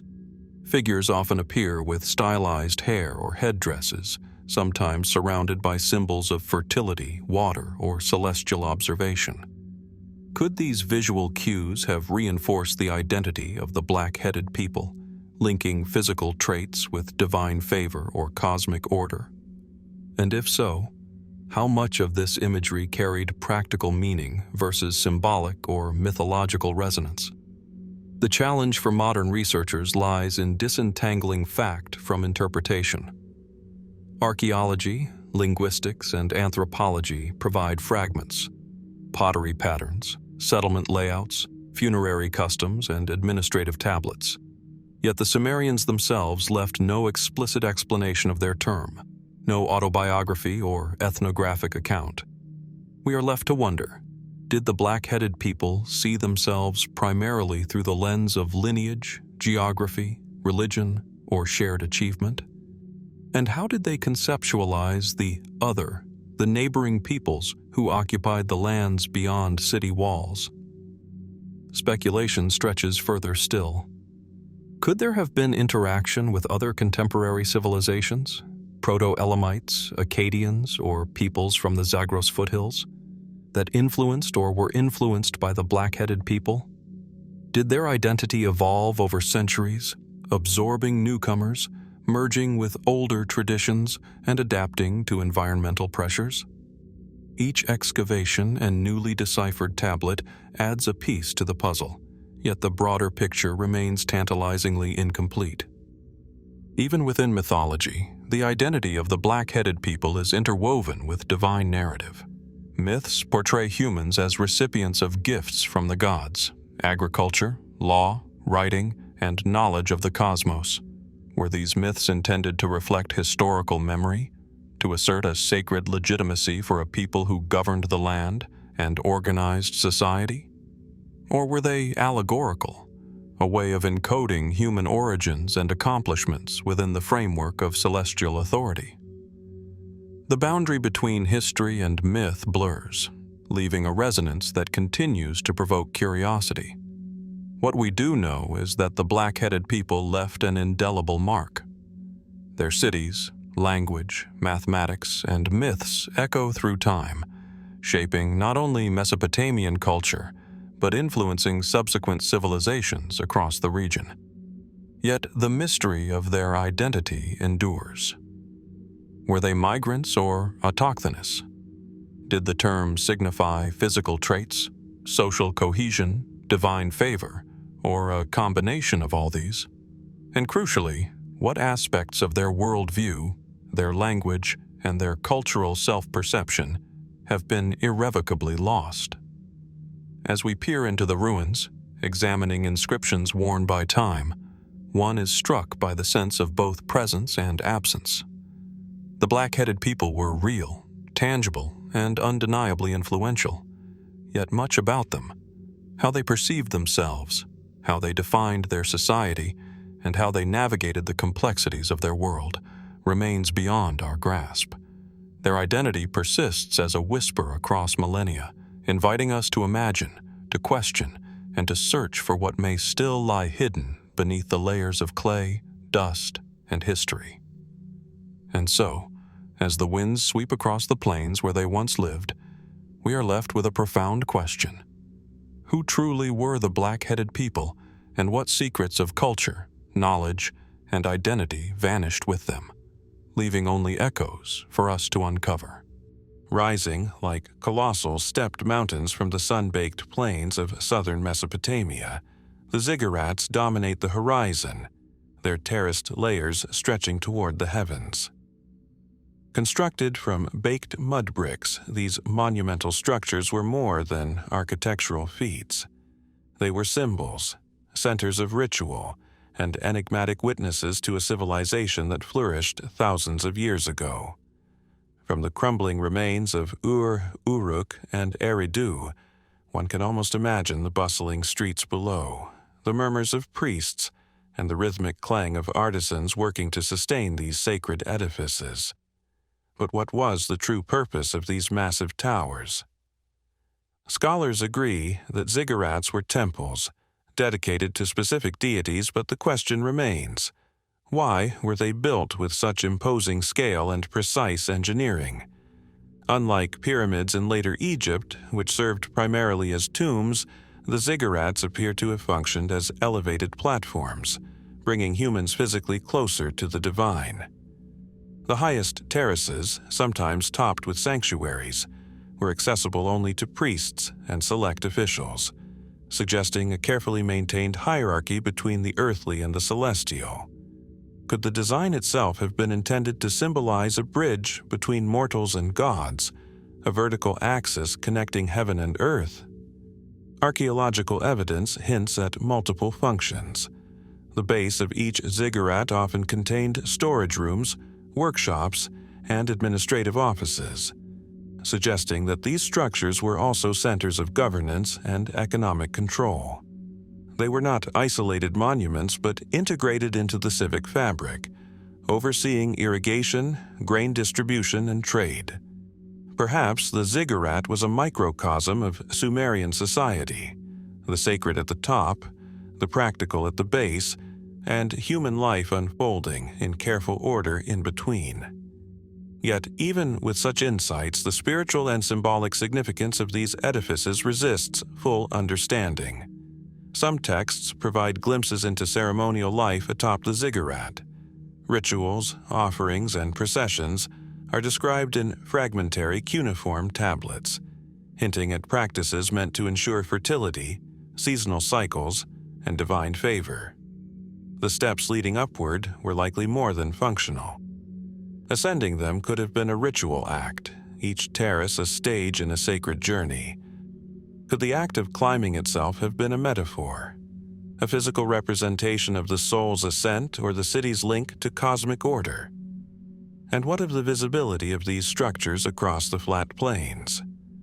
Was their imposing presence also a message to neighboring city-states, a demonstration of divine protection, power, and civic cohesion?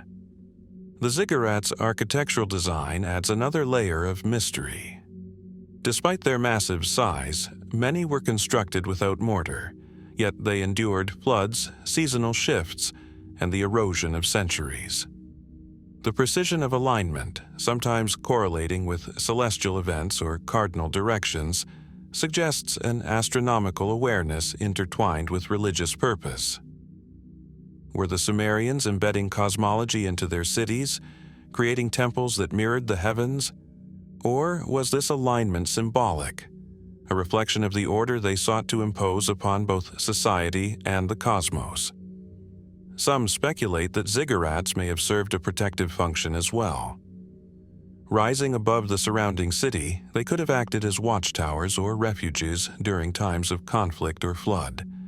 Their massive platforms and buttressed terraces could withstand both human and natural pressures, ensuring that sacred and administrative centers remained intact. But beyond practicality, their very presence evokes a question that continues to captivate researchers. Why did humans feel compelled to construct such monumental verticality? In considering these possibilities, one must also confront the mythological narratives surrounding ziggurats. Texts describe gods descending from the heavens to dwell temporarily within the temple sanctuaries, receiving offerings and communicating with human intermediaries. Could the towers themselves have been conceived as abodes for the divine, structures that were both home and conduit for celestial beings? And if so, what does that suggest about the relationship between Sumerians and their deities? A relationship that was both reverential and profoundly practical, woven into every aspect of civic and spiritual life. Intriguingly, some scholars draw comparisons with later Mesopotamian civilizations, noting that the ziggurat motif persisted for millennia, influencing Babylonian and Assyrian architecture. Yet, even with such continuity, the original intentions of the earliest builders remain shrouded in mystery. Each layer, each terrace, each brick seems to hold meaning that is simultaneously tangible and elusive, a testament to a civilization capable of remarkable engineering while cultivating a deeply symbolic worldview. Even the act of excavation raises questions. Modern archaeologists uncover foundations, staircases, and fragments of shrines, yet the full scope of ceremonial use, the rhythms of daily interaction, and the human experience atop these platforms remain speculative. Were the ziggurats purely religious centers, civic hubs, or both intertwined in ways we can barely imagine? Could their very shape encode knowledge of astronomy, theology, or social order that is now lost to time? Ultimately, the ziggurats stand as monuments to both human ingenuity and enduring mystery. They are physical anchors in a landscape shaped by rivers, trade, and civilization. yet they point upward, toward questions that transcend the material world. What did the builders hope to achieve when they laid each brick? Were they seeking favor from the gods, asserting the power of the city-state, or encoding knowledge meant to endure across generations? As shadows lengthen across the terraces of Ur's great ziggurat, one cannot help but sense both awe and uncertainty. These towering structures, built millennia ago, were meant to bridge earth and sky, mortal and divine, past and present. And while their stones have withstood the test of time, the true purpose behind their creation, the full meaning embedded within their stepped heights, remains a puzzle that continues to captivate the mind. Could it be that the ziggurats were more than temples, monuments not only to gods but to the enduring human desire to reach beyond the ordinary, to touch the ineffable, and to assert a place within a vast and mysterious cosmos? The question lingers, inviting us to look closer, to imagine and to wonder what secrets are still hidden atop those ancient sunlit terraces. Amid the shifting sands and river plains of ancient Mesopotamia, the ruins of early city-states tell silent stories of power, conquest, and cultural exchange. Among them, traces of Akkadian influence emerge like subtle brushstrokes overlaying the Sumerian canvas, suggesting a relationship that was at once intimate, competitive, and enigmatic. The Akkadians, a Semitic-speaking people, rose to prominence in a region long dominated by Sumerian innovation and tradition. Yet, despite centuries of proximity, the exact nature of their interactions, whether through collaboration, conquest, or cultural assimilation, remains a puzzle that continues to intrigue scholars. Archaeological evidence paints a picture of both coexistence and transformation. The Akkadian language, inscribed on clay tablets in cuneiform, appears alongside Sumerian texts, suggesting not only trade and communication, but also the possible blending of administrative practices. Cities such as Kish, Akkad, and Uruk seem to have been arenas where ideas, religious practices, and technological knowledge were exchanged. Could the Akkadians have adopted Sumerian gods, rituals, or governance structures as a way to legitimize their authority? Or did these cultural borrowings occur more organically, born from everyday interaction and necessity? Material culture offers further clues, yet deepens the mystery. Pottery styles, cylinder seals, and metalwork indicate overlapping influences. Akkadian artisans borrowed Sumerian motifs while introducing distinct iconography of their own. Weapons and tools suggest a shared technological vocabulary, yet also hint at rivalries, as fortified city walls and strategic layouts point to conflict as well as cooperation. Were the Akkadians deliberate imitators, learning from the Sumerians to consolidate power? Or was this cross-pollination a byproduct of living side by side in a complex and dynamic landscape? Written records provide tantalizing, though fragmentary, insights. The royal inscriptions of Akkad speak of kings who claimed dominion over Sumerian cities, yet they also reference Sumerian deities and traditions with reverence.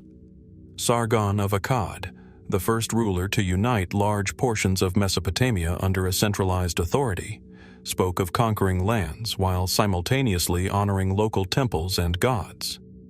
Does this duality reflect a calculated political strategy, or does it hint at a deeper, more nuanced cultural integration, one that blurred the lines between conqueror and custodian, foreigner and inheritor?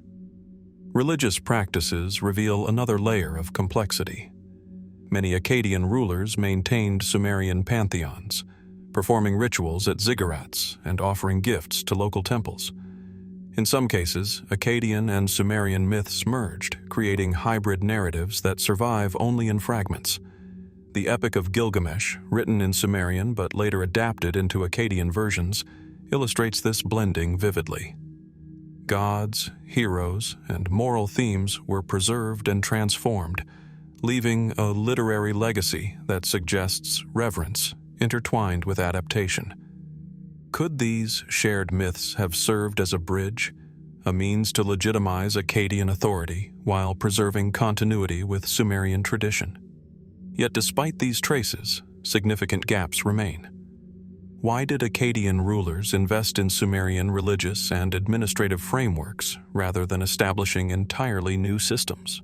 Were they motivated by respect, pragmatism, or something more enigmatic? Perhaps an acknowledgement that the Sumerian achievements in city planning, writing, and ritual held a power that transcended political conquest? And what of the common people, the artisans, farmers, and traders who inhabited these city-states?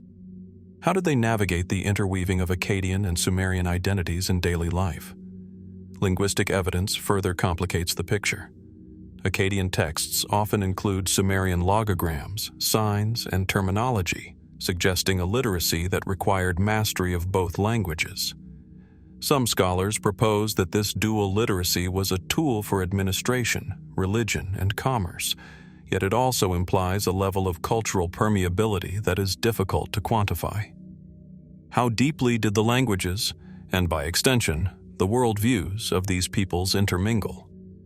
Could Sumerian and Akkadian coexistence have produced a hybrid society whose nuances are now lost to the fragmentary record? Political dynamics provide additional intrigue. Akkadian kings claimed hegemony over Sumerian cities, yet there is little evidence of total eradication of local customs or elite structures. Was this a strategic accommodation, a form of indirect rule that allowed local identity to survive under imperial oversight? Or does it indicate a more profound respect for Sumerian accomplishments, a recognition that the very legitimacy of Akkadian power depended on continuity with the civilization they had succeeded? Even the archaeology of the cities themselves raises questions. Urban layouts, temple complexes, and administrative archives reveal a mixture of Sumerian and Akkadian influences, but interpreting these patterns remains speculative. Were these arrangements the result of practical necessity, cultural exchange, or deliberate symbolism? And how did the Sumerian population perceive Akkadian rule? Was it accepted, resisted, or quietly integrated over generations? What emerges, in sum, is not a single narrative, but a mosaic of interactions: linguistic, religious, artistic, political, and economic. The Akkadian-Sumerian relationship resists tidy categorization. It is a story of succession and adaptation, of influence and resistance, of continuity and transformation. The evidence suggests a civilization in dialogue with its predecessor, a society that borrowed, honored, and altered the foundations laid by the black-headed people. Yet the precise texture of that relationship, the everyday experiences, the negotiations of power and belief, the private and public decisions, remains largely invisible to us. Standing today among the ruins of Akkad and Ur, one cannot escape the sense of both proximity and distance. The traces of shared culture, hybridized myths, and interwoven governance speak to a civilization in motion, yet the voices of those who lived through this intricate dance remain largely unheard. What truths about the Akkadian-Sumerian relationship are encoded in the layers of clay, the inscriptions on tablets, the foundations of temples and palaces?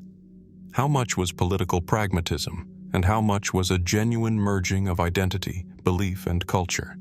In the end, the Akkadian relationship mystery lingers like the desert wind over ancient ruins, whispering possibilities without providing answers. It invites us to imagine, to reconstruct, and to wonder: did the Akkadians merely succeed the Sumerians in power, or did they enter a subtler covenant, one that preserved the genius of a vanished civilization while laying the groundwork for their own? The question endures, as enigmatic and compelling as the cuneiform tablets themselves. Along the banks of the Tigris and Euphrates, where the sun casts long shadows across the mud-brick streets of ancient Sumerian cities, traces of a civilization far beyond its river valleys begin to emerge. The bustling marketplaces of Ur, Lagash, and Uruk, were not mere local hubs. They were gateways to a wider world, connected by rivers, overland routes, and maritime passages that stretched far beyond the familiar plains of Mesopotamia. In the clay tablets and cylinder seals, in the remnants of exotic goods, there lies a hint of something both extraordinary and perplexing. Sumerian trade networks that reached regions seemingly at the edge of human imagination for the time. Archaeological discoveries reveal tantalizing evidence of distant exchange. Lapis lazuli from the rugged mountains of what is now Afghanistan, carnelian beads likely traced to the Indus Valley, and obsidian possibly sourced from Anatolia have all been unearthed within Sumerian tombs and temple treasuries.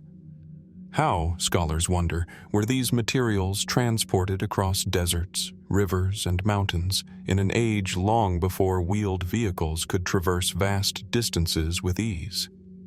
Were these journeys organized by merchants, state authorities, or both? And what knowledge did the Sumerians possess that allowed them to navigate, negotiate, and sustain contact with lands hundreds, even thousands of miles away? Seals and inscriptions offer clues, but also raise questions. Commercial transactions were meticulously recorded in cuneiform, quantities, weights, and agreements detailed with astonishing precision. Yet, while these tablets provide practical records, they offer little insight into the logistics of movement or the full scope of the trade networks themselves. Did caravans traverse unfamiliar terrains guided by seasonal patterns and local knowledge, or were there established routes whose paths have since vanished beneath the sands? Could the Sumerians have shared information with distant peoples through intermediaries? Or was there a system of long-distance diplomacy that predates even the earliest known empires? Port cities and river hubs suggest an equally sophisticated maritime dimension. The Persian Gulf, then more expansive than today, may have served as a natural highway for Sumerian vessels, connecting them to regions that correspond roughly to modern-day Oman and the Indus Valley. These waterways enabled the transport of bulk goods and luxury items alike, creating a network that combined practicality with commerce. Yet the scale and sophistication implied are remarkable. Were Sumerians operating organized fleets, or did independent traders navigate these waters at risk of storm and piracy? And how did these interactions shape the cultural and technological exchanges that would ripple through generations? Trade networks also intersected with politics in complex ways. Some Sumerian city-states appear to have monopolized certain goods or access to specific trade routes, suggesting strategic control that extended beyond mere economic gain. Kings and rulers, depicted in reliefs and inscriptions, often celebrated the acquisition of exotic materials as a sign of divine favor or political prestige. Did control over trade underpin the rise of empires like Akkad, allowing rulers to consolidate wealth and influence, or was it the demand for luxury goods that spurred diplomatic and military expansion? The intertwining of commerce, authority, and culture hints at a sophistication that challenges conventional timelines of statecraft and economic development. Yet for all the tangible artifacts, the networks themselves remain enigmatic. How did information travel across these distances, bridging language and cultural barriers? Some scholars suggest that intermediaries, traders, scribes, or perhaps even religious emissaries, acted as vital connectors, ensuring goods and knowledge flowed in both directions. Others point to symbolic exchange, where rare items carried meanings beyond mere material value, linking elites across regions through ritualized gifts, alliances, and shared religious observances. Could these networks have also carried ideas, stories, and technologies that transformed societies far removed from the fertile crescents of Mesopotamia? Evidence of Sumerian ingenuity in accounting, measurement, and record-keeping adds another layer to the mystery. The use of standardized weights, measures, and tokens enabled trade over distances that would otherwise have been impossible. The mathematical precision applied to commerce, fractions, base 60 calculations, and proportional distribution suggests an understanding not only of economics, but also of coordination and planning. Was this knowledge independently developed, or did contact with distant cultures introduce novel techniques that the Sumerians adapted? And to what extent did these systems influence the development of administration and bureaucracy in regions far beyond Mesopotamia itself? Material culture, too, invites speculation. Artifacts such as seals depicting foreign animals, exotic plants, or unfamiliar attire hint at a knowledge of places never directly recorded in Sumerian texts. Were these representations based on first-hand observation by merchants, travelers, or envoys? Or were they imaginative interpretations of distant lands, filtered through hearsay and myth? And what role did such knowledge play in shaping perceptions of the wider world, influencing religion, art, and politics? The more we uncover, the more the edges of Sumerian trade fade into uncertainty. The surviving artifacts are fragments of a once vast and intricate network, like stars glimpsed through a morning haze. They reveal a civilization reaching beyond its rivers, deserts, and mountains, forging connections that were both practical and symbolic, tangible and mysterious. Yet the full expanse, the roots, the relationships, the negotiations, the human stories, remains largely hidden. Standing among the ruins of ancient ports and marketplaces, one senses both achievement and enigma. The Sumerians, in their pursuit of distant goods and cultural exchange, demonstrated ingenuity that resonates through time. And yet questions persist. How many journeys remain unrecorded? How many encounters forgotten? How much knowledge vanished with the sands? The mystery endures, inviting us to imagine the networks of men and women, of ships and caravans, who traversed the ancient world, leaving traces that whisper of connections far greater than we can fully grasp. Amid the labyrinthine streets of ancient Uruk, where the hum of commerce once mingled with the clatter of clay tokens and the rhythm of river traffic, a quieter revolution was unfolding, one that would forever alter the course of human history. Here, in the midst of bustling marketplaces and sacred temples, a sudden and unprecedented innovation emerged: writing. Unlike the slow evolution of other technologies, this development appears startlingly abrupt. One day, humans relied on memory, oral tradition, and simple tokens to record transactions and events. The next, cuneiform signs scratched into clay tablets began to preserve words, numbers, and laws with a precision that would resonate through millennia. The earliest examples of writing, dating to around 3200 BC, present a curious paradox. They are sophisticated in form, yet they appear without clear precedent. Were these marks the result of gradual experimentation, or did they spring almost fully formed from the needs of an increasingly complex society? Clay envelopes containing tokens, a system long used for counting grain, livestock, and goods, seem to have provided a foundation. But the leap from representing quantities to encoding speech, abstract concepts, and narrative events is profound. How did the Sumerians conceptualize the notion that symbols could capture thought, and why did this realization emerge when it did? Archaeologists have uncovered tens of thousands of clay tablets, many of them administrative records. The earliest documents often detail grain distributions, rations for workers, or lists of livestock. At first glance, the content is mundane, yet the system behind it reveals remarkable intellectual sophistication. Symbols for objects evolved into signs representing syllables and ideas. The combination of pictographs, ideograms, and phonetic signs indicates not merely a practical tool for bookkeeping, but a conceptual breakthrough in abstract thinking. Did this innovation arise spontaneously, or was it driven by a specific social or political pressure, such as the administration of increasingly complex city-states? The abruptness of writing's appearance raises further mysteries.